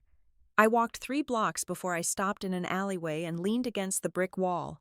I pulled out my headphones and plugged them into the phone. I scrubbed the audio back. The consolidation happened on the 12th. I saw that paper. Miles was showing Mom a stack of things to sign. If you don't sign that settlement agreement you drafted last night, 3 strikes. In 10 minutes, they had admitted to fraud, forgery, and illegal surveillance. I saved the file. I uploaded it to the cloud. I sent a copy to Carter. I sent a copy to Marianne. I got into my car and drove back to the farmhouse. The adrenaline was starting to fade, replaced by a deep, hollow sadness. I had the evidence, I had the trap, but the cost was realizing that my mother and sister weren't just complicit by accident, they were active participants. Sloane watched them forge papers and said nothing. Diane ordered the hacking of her own daughter. I arrived at the farmhouse as the sun was setting. Marianne had made soup. We ate in silence. Then, at 9 o'clock, my computer pinged. It wasn't a text. It was an email to my encrypted secure address, the one I used for the investigation. Not the hacked one. Sender anonymous, subject, the saint. I opened it. The body of the email was short. You think you are fighting for a martyr. You are not. Your father wasn't a good man. Ask him about the fire in '98. Ask him about the pension fund. Attached was a single image. It was a blurry, low-light photograph taken with a phone. It showed a safe, an old gray steel safe with a dial combination lock. It was sitting in what looked like a damp basement. On the door of the safe, taped with blue painter's tape, was a name, Rivera. I stared at the screen. The fire in '98. The pension fund. They were mudslinging. They were trying to tarnish the memory of the man I was fighting for. It was a classic distraction tactic. If they couldn't destroy the messenger, they destroyed the message, but the photo of the safe, that wasn't a distraction. That was a taunt. They knew I was looking for the physical evidence. They were showing me they had secrets I hadn't found yet. I zoomed in on the photo. The background was blurry, but there was something on the floor next to the safe, a distinct pattern of tile, black and white checkerboard with a cracked corner. I knew that floor. I closed my eyes and the memory rushed back. I was 7 years old. I was playing hide and seek. I was hiding in the basement of the old summer house, the one they sold years ago. The one Diane said was falling apart. The safe was in the old summer house. I looked at Marianne. They made a mistake. I said, "What Marianne asked. They sent this to scare me. They wanted to show me they have dirt on Dad, but they showed me where they are keeping it." I turned the laptop around so she could see. "I know where this room is," I said, "and if they are taking pictures of it, it means they haven't moved it yet. They are desperate," Marianne said softly. "They are throwing everything at the wall to see what sticks." "Yes," I said, "and when people are desperate, they get sloppy." I closed the laptop. "They want me to doubt him," I said. "They want me to think he was a criminal, so I stop looking." "Does it work?" Marianne asked. "Do you doubt him?" I thought about the letter in the wax-sealed envelope. I thought about the text message. The truth is still there. "No," I said. "I don't care if he was a saint or a sinner. I care about the truth, and tomorrow we are going to open that safe." The email with the photo of the safe in the summer house was burning a hole in my screen, taunting me with a location I knew by heart. I was ready to grab my keys and drive straight into the trap, fueled by a mixture of nostalgia and rage. I wanted to tear that house apart to find whatever dirty secret they were dangling in front of me. But I never made it to the door. Carter's car crunched over the gravel driveway of the farmhouse before I could leave. He walked in, looking more ragged than he had the day before. He saw the laptop screen, the grainy photo of the safe, and he didn't even blink. "Ignore it," he said, his voice rough. "It is a theater prop. They want you digging in the dirt of a house they own, where they can call the police for trespassing and have you arrested before you turn a single screw." He reached into his jacket pocket and pulled out a small velvet pouch. "This," he said, placing it on the table between us, "is the real play." I opened the pouch. Inside was a heavy brass key. It looked old.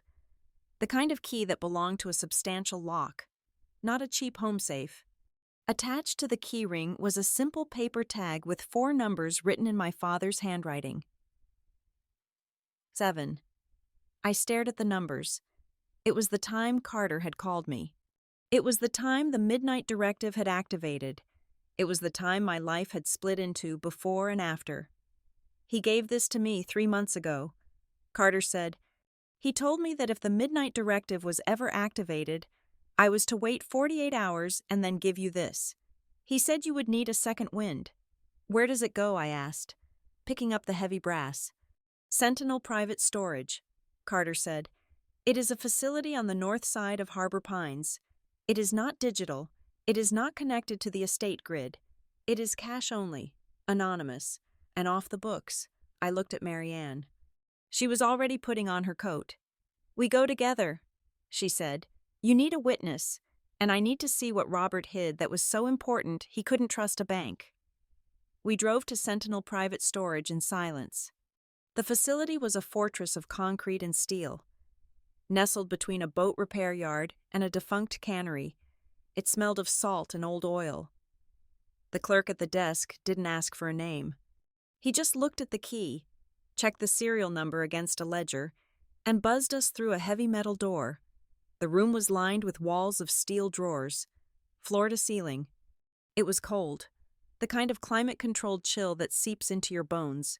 We found box number 1207. I inserted the key. It turned with a satisfying, heavy click. I pulled the box out. It was long and metal, heavy in my hands. We carried it to a small viewing table in the corner of the room. My heart was hammering against my ribs. This wasn't just evidence. This was a voice from the grave. I opened the lid. Inside, there were 3 items: a digital voice recorder, a thick manila folder labeled medical clearance, and a sealed envelope with my name on it. Marianne reached for the folder first. She opened it and scanned the pages, her eyes moving fast. This is it, she whispered. Lexi, look at this. She slid the papers toward me. They were affidavits from a neurologist and a psychiatrist, dated October 11th, the day before the so-called consolidation of assets. Patient is fully oriented to time, place, and person. Cognitive function is 100% intact. No signs of dementia or external coercion. They are notarized, Marianne said, pointing to the stamp. He got himself tested. Lexi. He knew they would try to claim he was incompetent.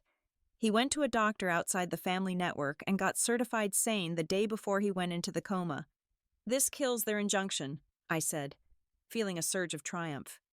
They can't claim he was manipulated if we have medical proof he was sound. But why hide it here? Carter asked. I picked up the voice recorder. It was an old model, the kind with tactile buttons. Because the medical report is just the shield. I said, this is the sword. I pressed play. There was a hiss of static, and then my father's voice filled the small, cold room. It was weak, breathless, but unmistakably him. My name is Robert Sutherland. Today is October 10th. I am making this recording because I fear that my time is running out, and the narrative of my life is no longer in my control. I closed my eyes. Hearing him was like a physical blow. It had been so long since I heard him speak without Diane's interruption. Diane and Miles Kincaid have presented me with a plan to restructure the family holdings. The voice continued. They call it optimization. I call it theft. They have been using a limited power of attorney to move assets into shell companies that I cannot access. They think I don't know. They think the medication makes me dull. He paused, and I heard the sound of him sipping water. I have tried to stop them, but Miles has threatened to release the compliance audit from '98. He knows that if that comes out, the company collapses.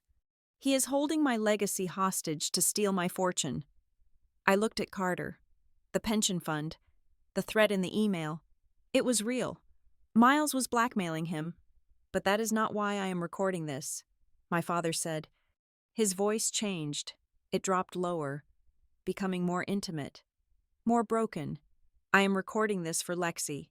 I leaned forward, my hands gripping the edge of the table. Lexi, if you are listening to this, it means I failed. It means I never found the courage to tell you the truth to your face. There was a long silence on the tape. I could hear him breathing, a ragged, wet sound. You think I cast you out because you were difficult, he said. You think I chose your mother over you? But you have to understand, the house was a war zone. After you found that receipt years ago, Diane made it her mission to destroy you. She told me that if I didn't cut you off, she would destroy you herself. She threatened to frame you for corporate espionage. She threatened to ruin your reputation in the industry. Tears pricked my eyes. He knew. He had known everything. I was a coward. He whispered, I thought that if I pushed you away, if I made you hate me, you would stay away. And if you stayed away, you would be safe. I let you carry the weight of my coldness, because it was the only shield I had left to give you. I let you think I didn't love you, because being loved by me was dangerous. I put my hand over my mouth to stifle a sob. The coldness, the silence, the rejected phone calls. It hadn't been indifference. It had been a quarantine. He had broken my heart to save my life. I am sorry, he said, his voice cracking. I am so sorry I was not strong enough to fight them for you, but I can fight them for your future. The recording ended with a click. The room was silent. I looked at Marianne. She had taken off her glasses and was wiping her eyes. Carter was staring at the floor, his jaw tight.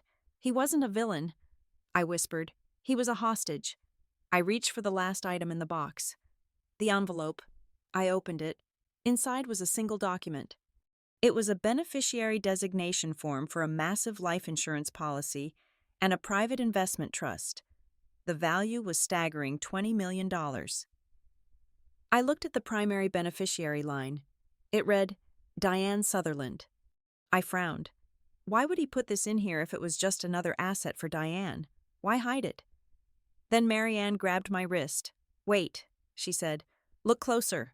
She pulled a small LED light from her purse and shone it on the paper. She angled the light so it hit the ink obliquely. Look at the name, she said. Look at the texture of the ink on Diane Sutherland. I looked. The ink sat high on the paper. It was glossy, synthetic. Now look at the rest of the form, Marianne said. Look at the date. Look at the signature. The rest of the form was written in a blue ballpoint pen. The indentations were visible where the pen had pressed into the paper fibers. But the name Diane Sutherland was flat. It is an overlay, I said, realizing what I was seeing. Marianne nodded. She pulled a small magnifying glass from her pocket. Look underneath, she said. I peered through the glass.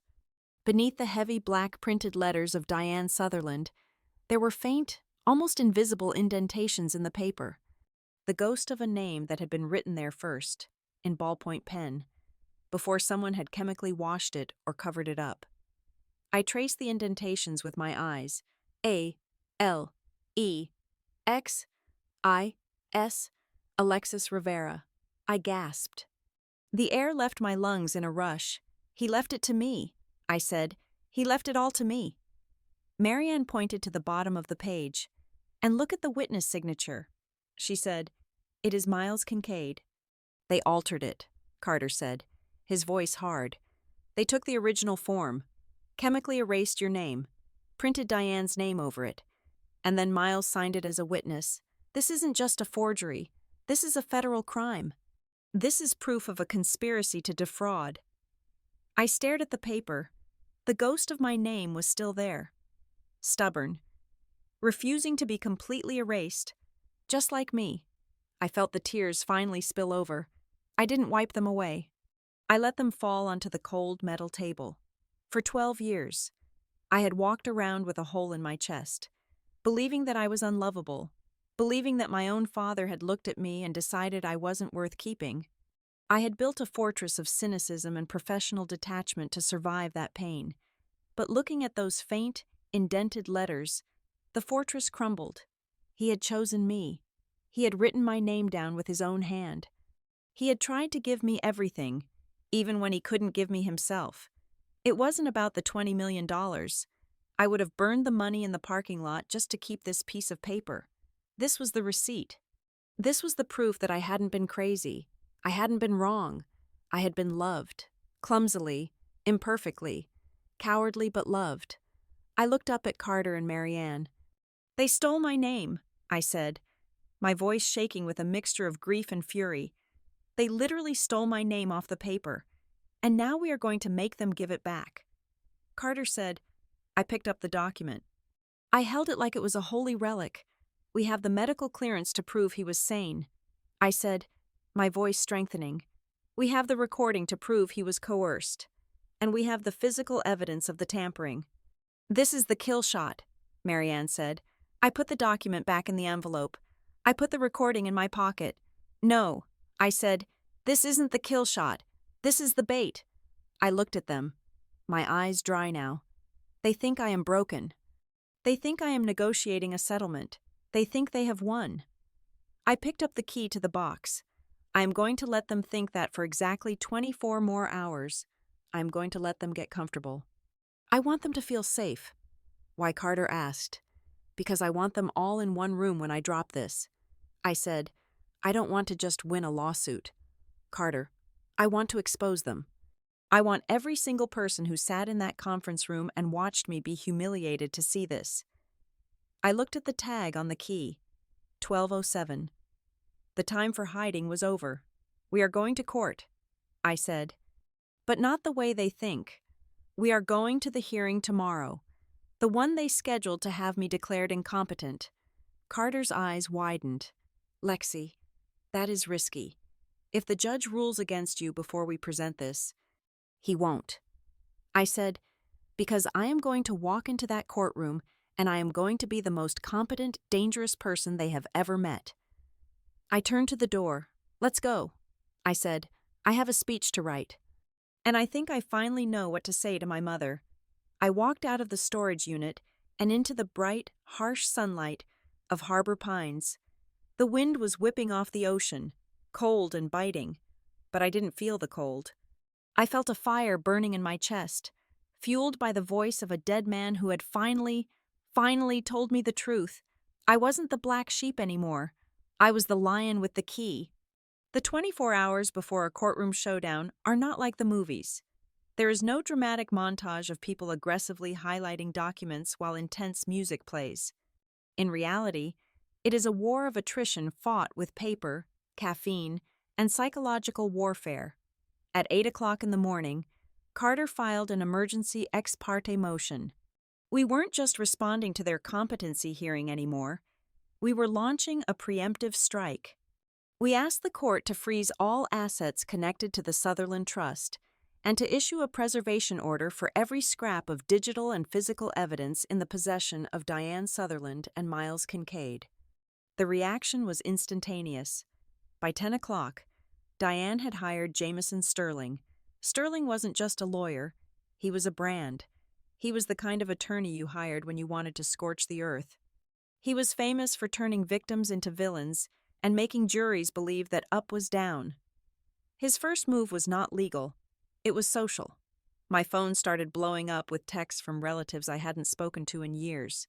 Lexi, how could you do this to your mother? You are tearing this family apart for money.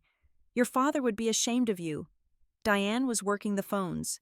She was spinning a narrative that I was a greedy, vindictive daughter who was suing because I didn't get a big enough slice of the pie. She didn't mention the forgery. She didn't mention the threats.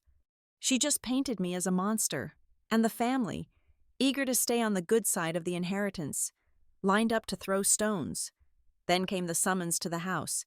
It wasn't a legal summons. It was a family intervention. My Aunt Agatha called me, her voice dripping with faux concern, begging me to come to the main house to talk this through like adults before we embarrassed ourselves in court. I knew it was a trap. They wanted to get me in a room, gang up on me, and break my resolve. I'm going. I told Carter. Are you insane? He asked. He was knee-deep in case files in Marianne's living room. No, I said. I need to see them. I need to look them in the eye, and I need to talk to Sloan. I drove to the estate. The gates were open. The driveway was filled with cars, Agatha's sedan, Tom's sports car, and Miles Kincaid's black Mercedes. I walked into the living room.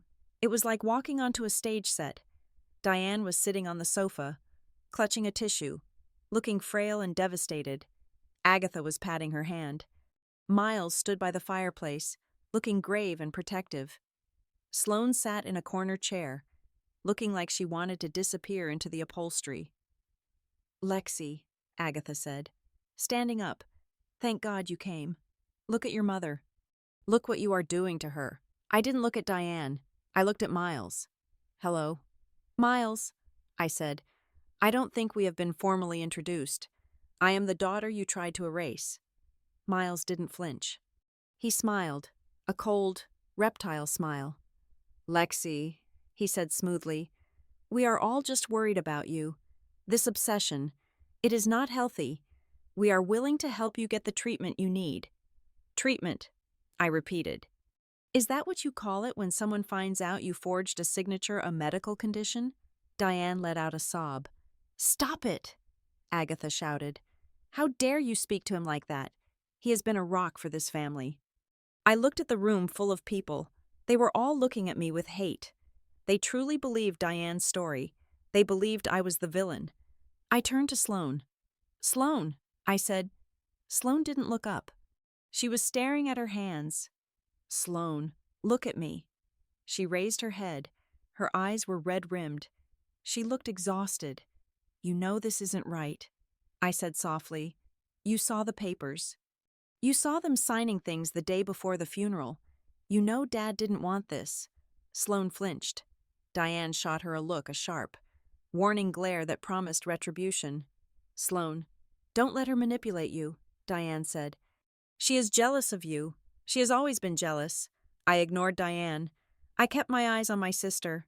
"I am not jealous. Sloane, I am free, and you can be too, but you have to decide. Do you want to be the good daughter who lies for her mother, or do you want to be the person Dad thought you were?" Sloane's lip trembled. She looked at Diane, then at Miles, then at me. I saw the crack in the facade. She knew. Deep down, she knew I was right, but the fear of Diane was a cage she had lived in for 30 years. I just want everyone to stop fighting," she whispered. "That is not an answer." "Sloane," I said, "silence is a choice. If you say nothing tomorrow, you are choosing them, and if you choose them, you are choosing a lie." I turned to leave. "You will lose." Lexi Diane screamed after me, dropping the frail act entirely. "You will lose everything. You will be a laughingstock." I walked out. I didn't slam the door. I closed it gently. As I walked to my car, my phone buzzed. It was a notification from the tracker I had put on the fake settlement agreement. File accessed.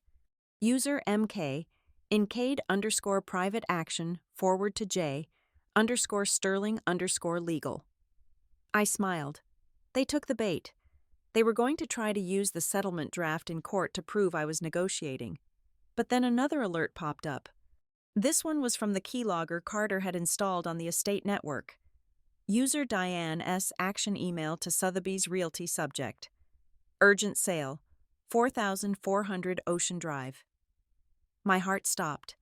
4,400 Ocean Drive was the beach house. It was the crown jewel of the estate, and she was trying to sell it. Now, tonight, before the freeze order could be processed by the banks. I called Carter. "She is liquidating," I said as I sped down the driveway. "She is trying to dump the beach house. I see it," Carter said. "I am monitoring the traffic. Miles is pushing her. He sent an email 5 minutes ago saying, 'Cash out now before the judge sees the medical report.'" "He is panicking." I said, "Yes," Carter said. "But Lexi, I found something else. Something better." "What?" "I was reviewing the notarized power of attorney they used to access the accounts last month. The one signed by a notary named Sarah Jenkins. Yeah, I ran a check on the state licensing board database.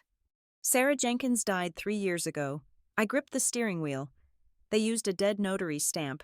They bought it off the black market or stole it." Carter said, "But the stamp is invalid. Every single document they notarized with it is void. The transfers, the account changes, the directives, they are all illegal. Not just voidable, illegal. We have them," I whispered. "We have the gun, the bullets, and the fingerprints," Carter said. "But we have to survive tomorrow." I drove back to the farmhouse. The adrenaline was fading, replaced by a crushing fatigue. My head was pounding. I felt like I was holding up the sky, the weight of the family's hatred, the pressure of the investigation, the fear of failure. It was all crashing down on me. I sat on the floor of Marianne's living room, surrounded by boxes of files. I felt small. I felt like the little girl who used to hide in the closet when her parents argued. maybe Diane is right. I thought, maybe I'm just causing pain. Maybe I should just walk away. It would be so easy. Just get in the car and drive. Leave the money. Leave the fight. I pulled the voice recorder from my pocket. I needed to hear him. One more time. I pressed play. I let you carry the weight of my coldness, because it was the only shield I had left to give you. I listened to it again, and again. I am sorry I was not strong enough to fight them for you. But I can fight them for your future. He hadn't fought then because he couldn't. He was sick. He was trapped. But he had given me the tools to fight now. If I quit, I wasn't just failing myself. I was failing him. I was letting his sacrifice be for nothing. I stood up. I wiped my face. I am not walking away. Dad, I said to the empty room. I went to the table and started organizing the exhibits for tomorrow. Exhibit A, the medical clearance. Exhibit B, the dead notary. Exhibit C, the forged beneficiary form. At midnight, my phone rang. It was a block number. I hesitated, then answered. Hello? If you walk into that courtroom tomorrow, a voice whispered. It was a woman's voice, distorted, but I recognized the cadence. It wasn't Diane. It sounded like Agatha, or maybe a cousin. If you walk into that courtroom, you will lose your mother forever. There is no coming back from this. She will never forgive you. You will be an orphan. I held the phone tight. The threat was meant to break my heart. It was meant to exploit the one thing every child wants: their mother's love. But as I stood there, listening to the static, I realized something. I didn't have a mother. I had a biological parent who had treated me like a rival for 30 years. I had a woman who had smirked when I was disinherited. I have lost her a long time ago. I said into the phone, my voice steady. I am not going there to get her back. I am going there to get the truth. I hung up. I turned off the phone. I lay down on the couch. But I didn't sleep. I watched the ceiling fan spin. I rehearsed my statement. I visualized the courtroom. I thought about Sloane. I hoped. I prayed that she would find her courage. But I couldn't save her. I could only show her the door. She had to be the one to walk through it. The sun began to rise. The sky turned a pale, bruised purple. It was time. I put on my suit, the navy blue one I wore for my toughest audits. I pulled my hair back. I put on the silver locket my father had given me, the one Diane had tried to make me throw away years ago. I walked out to the car where Carter and Marianne were waiting. Ready? Carter asked. I touched the locket. Let's go to court. The courtroom was colder than the storage unit in Harbor Pines. It was a sterile, wood-paneled box designed to strip away emotion and leave only the cold, hard facts of the law. But as I sat at the plaintiff's table next to Carter, I knew that today was going to be entirely about emotion. It was about the performance of grief versus the reality of abuse. Diane Sutherland sat across the aisle. She had dressed for the role of her life. She wore a soft, powder blue suit that made her look fragile, maternal, and impeccably classy. She dabbed at dry eyes with a tissue, leaning slightly toward Miles Kincaid for support. To the gallery, and perhaps to the judge, she looked like a grieving widow being harassed by an ungrateful, mentally unstable daughter. I wore my navy suit. I sat with my back straight. I did not cry. In the theater of family court, stoicism is often mistaken for coldness. But I was done performing for them. I was an auditor. I was here to balance the books. The hearing began with the predictability of a scripted drama. Jameson Sterling, Diane's star attorney, stood up. He was smooth, tanned, and radiated expensive confidence. He painted a picture of the Sutherland family that was a masterpiece of fiction. He described a loving father, a devoted mother, and a troubled daughter who had estranged herself years ago due to personal demons. Your Honor, Sterling said, his voice dripping with reasonable concern. We are not here to punish Ms. Rivera. We are here to protect the estate of the late Robert Sutherland from a frivolous and vexatious claim. The plaintiff was explicitly excluded from the will for reasons of estrangement. Now, in her grief, she has concocted a conspiracy theory involving secret trusts and forgeries. It is tragic, Really. We have here an addendum, signed by the deceased, which clearly states his intention to leave the management of all assets to his wife. He held up a document. It looked official. It looked final. Diane wiped a tear. Sloane, sitting in the row behind her mother, looked down at her lap. Sterling continued. In fact, Your Honor, the plaintiff's behavior has been so erratic that she recently attempted to extort the family. We have evidence that she drafted a settlement agreement just 48 hours ago, demanding $2 million to walk away. This is not about justice. It is about a payout. He placed the document I had drafted in the basement the trap onto the judge's bench. Diane looked at me. For a split second, the mask slipped, and I saw the smirk. The same smirk she had worn at the will reading. She thought she had me. She thought using my own draft against me was the ultimate checkmate. Carter stood up. He didn't have Sterling's tan or his $3,000 suit, but he had the truth. Your Honor, Carter said, his voice calm, we would like to address the settlement draft counsel just introduced. The judge peered over his glasses. Proceed. Carter walked to the podium. That document was indeed drafted by my client. Carter said, however, it was never sent to the defendant. It was never sent to opposing counsel. It was emailed from my client's secure laptop to a private email account that belongs to her father, an account that has been dormant since his death. Sterling frowned. He sensed a shift in the air. The only way the defense could be in possession of this document, Carter continued, his voice rising slightly, is if they are actively monitoring the deceased's private communications, and we can prove they are. Carter signaled to the clerk, we are submitting Exhibit C into evidence. This is a forensic analysis of the PDF file. Mr. Sterling just handed you. Embedded in the formatting of that document is a digital watermark. It is a unique identifier we place there specifically to track unauthorized access. Furthermore, the metadata shows that this file was downloaded at 10:14 p.m. last night. The IP address of the download matches the private residence of Mr. Miles Kincaid. The courtroom went silent. The judge looked at the paper in his hand, then at Sterling. Sterling looked at Miles. Miles stopped smiling.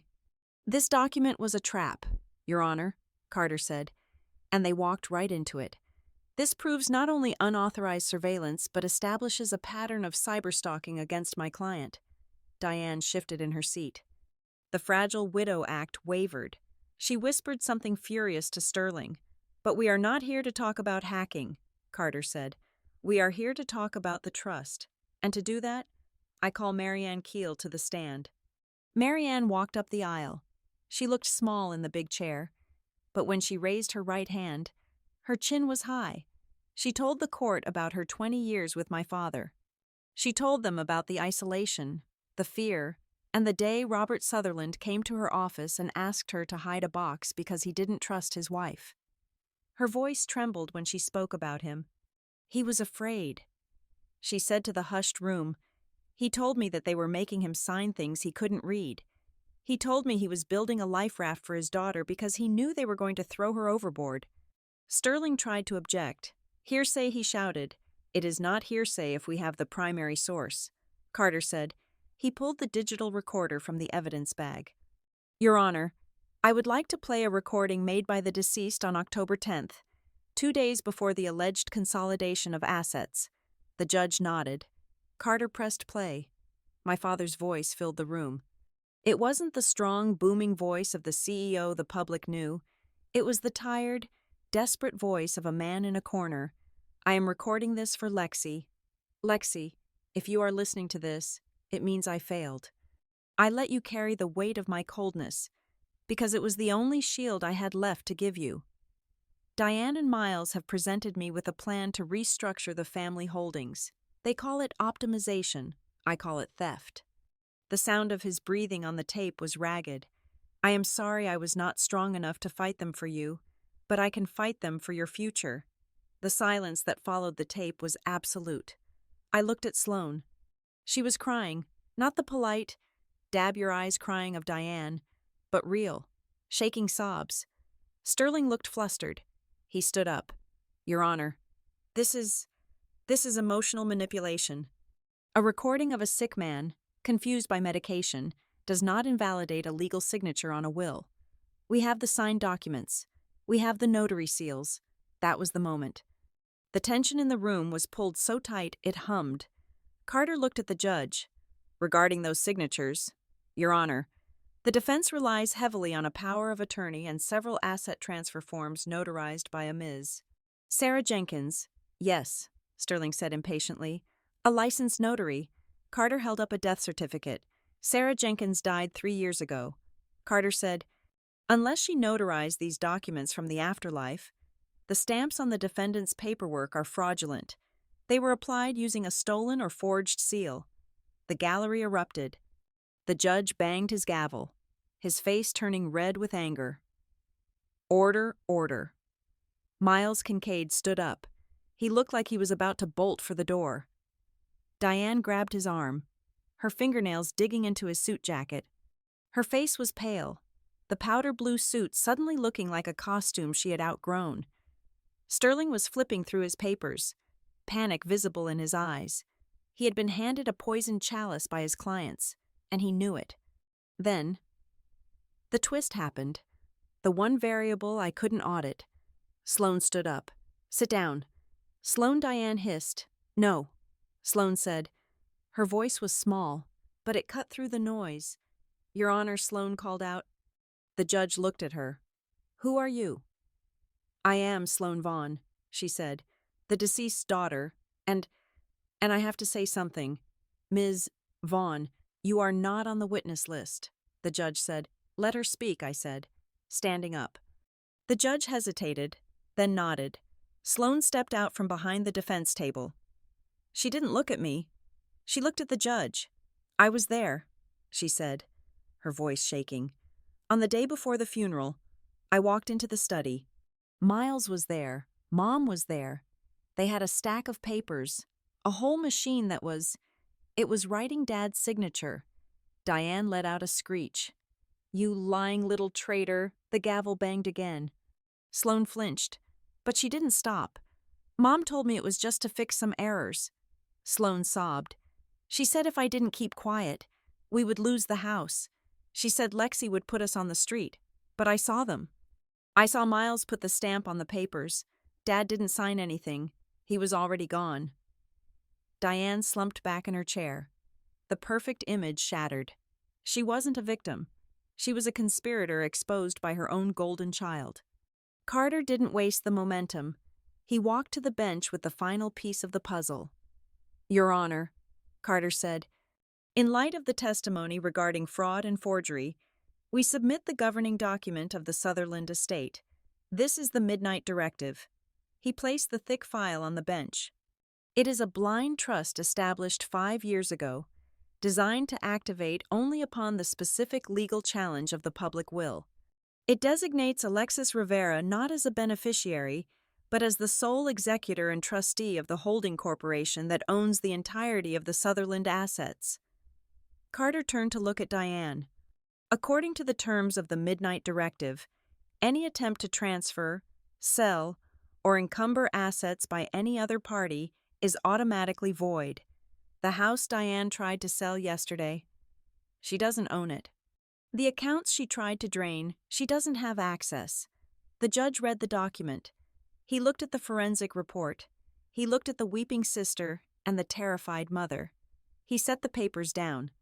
The court finds probable cause to suspect massive fraud, the judge said, his voice booming. I am issuing an immediate freeze on all assets connected to the estate. I am voiding the power of attorney dated October 12th. And I am referring this matter to the district attorney's office for a criminal investigation into forgery, fraud, and elder abuse. He pointed at Miles. Mr. Kincaid, you are to surrender your passport immediately. He pointed at Diane. Mrs. Sutherland, you are removed as executor. You are to vacate the primary residence within 48 hours to allow for a forensic inventory. Diane stared at him, her mouth open. She looked at me. There was no smirk left. There was only fear, a deep, hollow fear of a woman who had built her castle on sand and just watched the tide come in. Case closed. the judge said. The gavel came down. It sounded like a gunshot. The courtroom dissolved into chaos. Reporters were shouting. Miles was arguing with the bailiff. Diane was sitting frozen, staring at the wall. I didn't move. I just sat there, listening to the echo of the gavel. It was over. I felt a hand on my shoulder. It was Carter. We did it. Lexi, he said. You audited them. I stood up.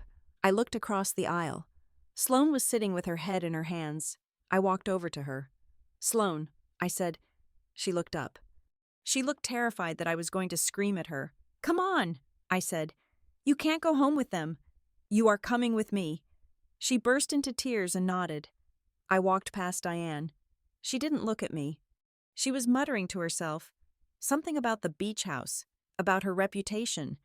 She was already gone, lost in the wreckage of her own greed. I walked out of the courtroom and onto the steps of the courthouse. The sun was shining. It was blindingly bright. Marianne was waiting for me. She hugged me, holding me tight. He would be proud. She whispered, he would be so proud. I didn't feel triumphant. I didn't feel the rush of revenge I thought I would. I just felt clean. The lies were gone. The history was corrected. I reached into my pocket and pulled out the brass key, the key to box 1207. I thought about the money, the millions of dollars I now controlled. It felt abstract, but then I remembered the last page of the Midnight Directive, the page I had read in the car on the way over. It was a clause my father had written by hand. The trustee shall allocate a portion of the estate to establish the Rivera Foundation. Its purpose is to provide legal aid and financial support to families broken by economic abuse. The director of this foundation shall be Alexis Rivera, because she knows the cost. He hadn't just given me the money. He had given me a job. He had given me a way to turn my pain into a shield for others. I looked at the city skyline. Somewhere out there was another girl sitting in a parking lot, shaking because she had been cut out of a will. Somewhere there was another father too scared to speak up. I touched the locket around my neck. Con sa song dung. Dad. I whispered the Vietnamese phrase he had learned from his time overseas, the one he used to say when I was little. I will live right. I wasn't just the girl who was left out of the will anymore. I was the girl who rewrote it. I took a deep breath of the fresh air. It tasted like freedom, and it tasted like the truth. Thank you so much for listening to this story. It has been a journey through betrayal, secrets, and the ultimate fight for truth. I would love to know where you are listening from today. Please leave a comment below with your city or country, so we can see how far Lexi's story has traveled. If you enjoyed this revenge drama and want to hear more stories about justice being served, please subscribe to the channel Helena Revenge Stories. Hit that like button and smash the hype button to help this story reach more people. Your support means the world to us. Until next time, stay safe and always read the fine print.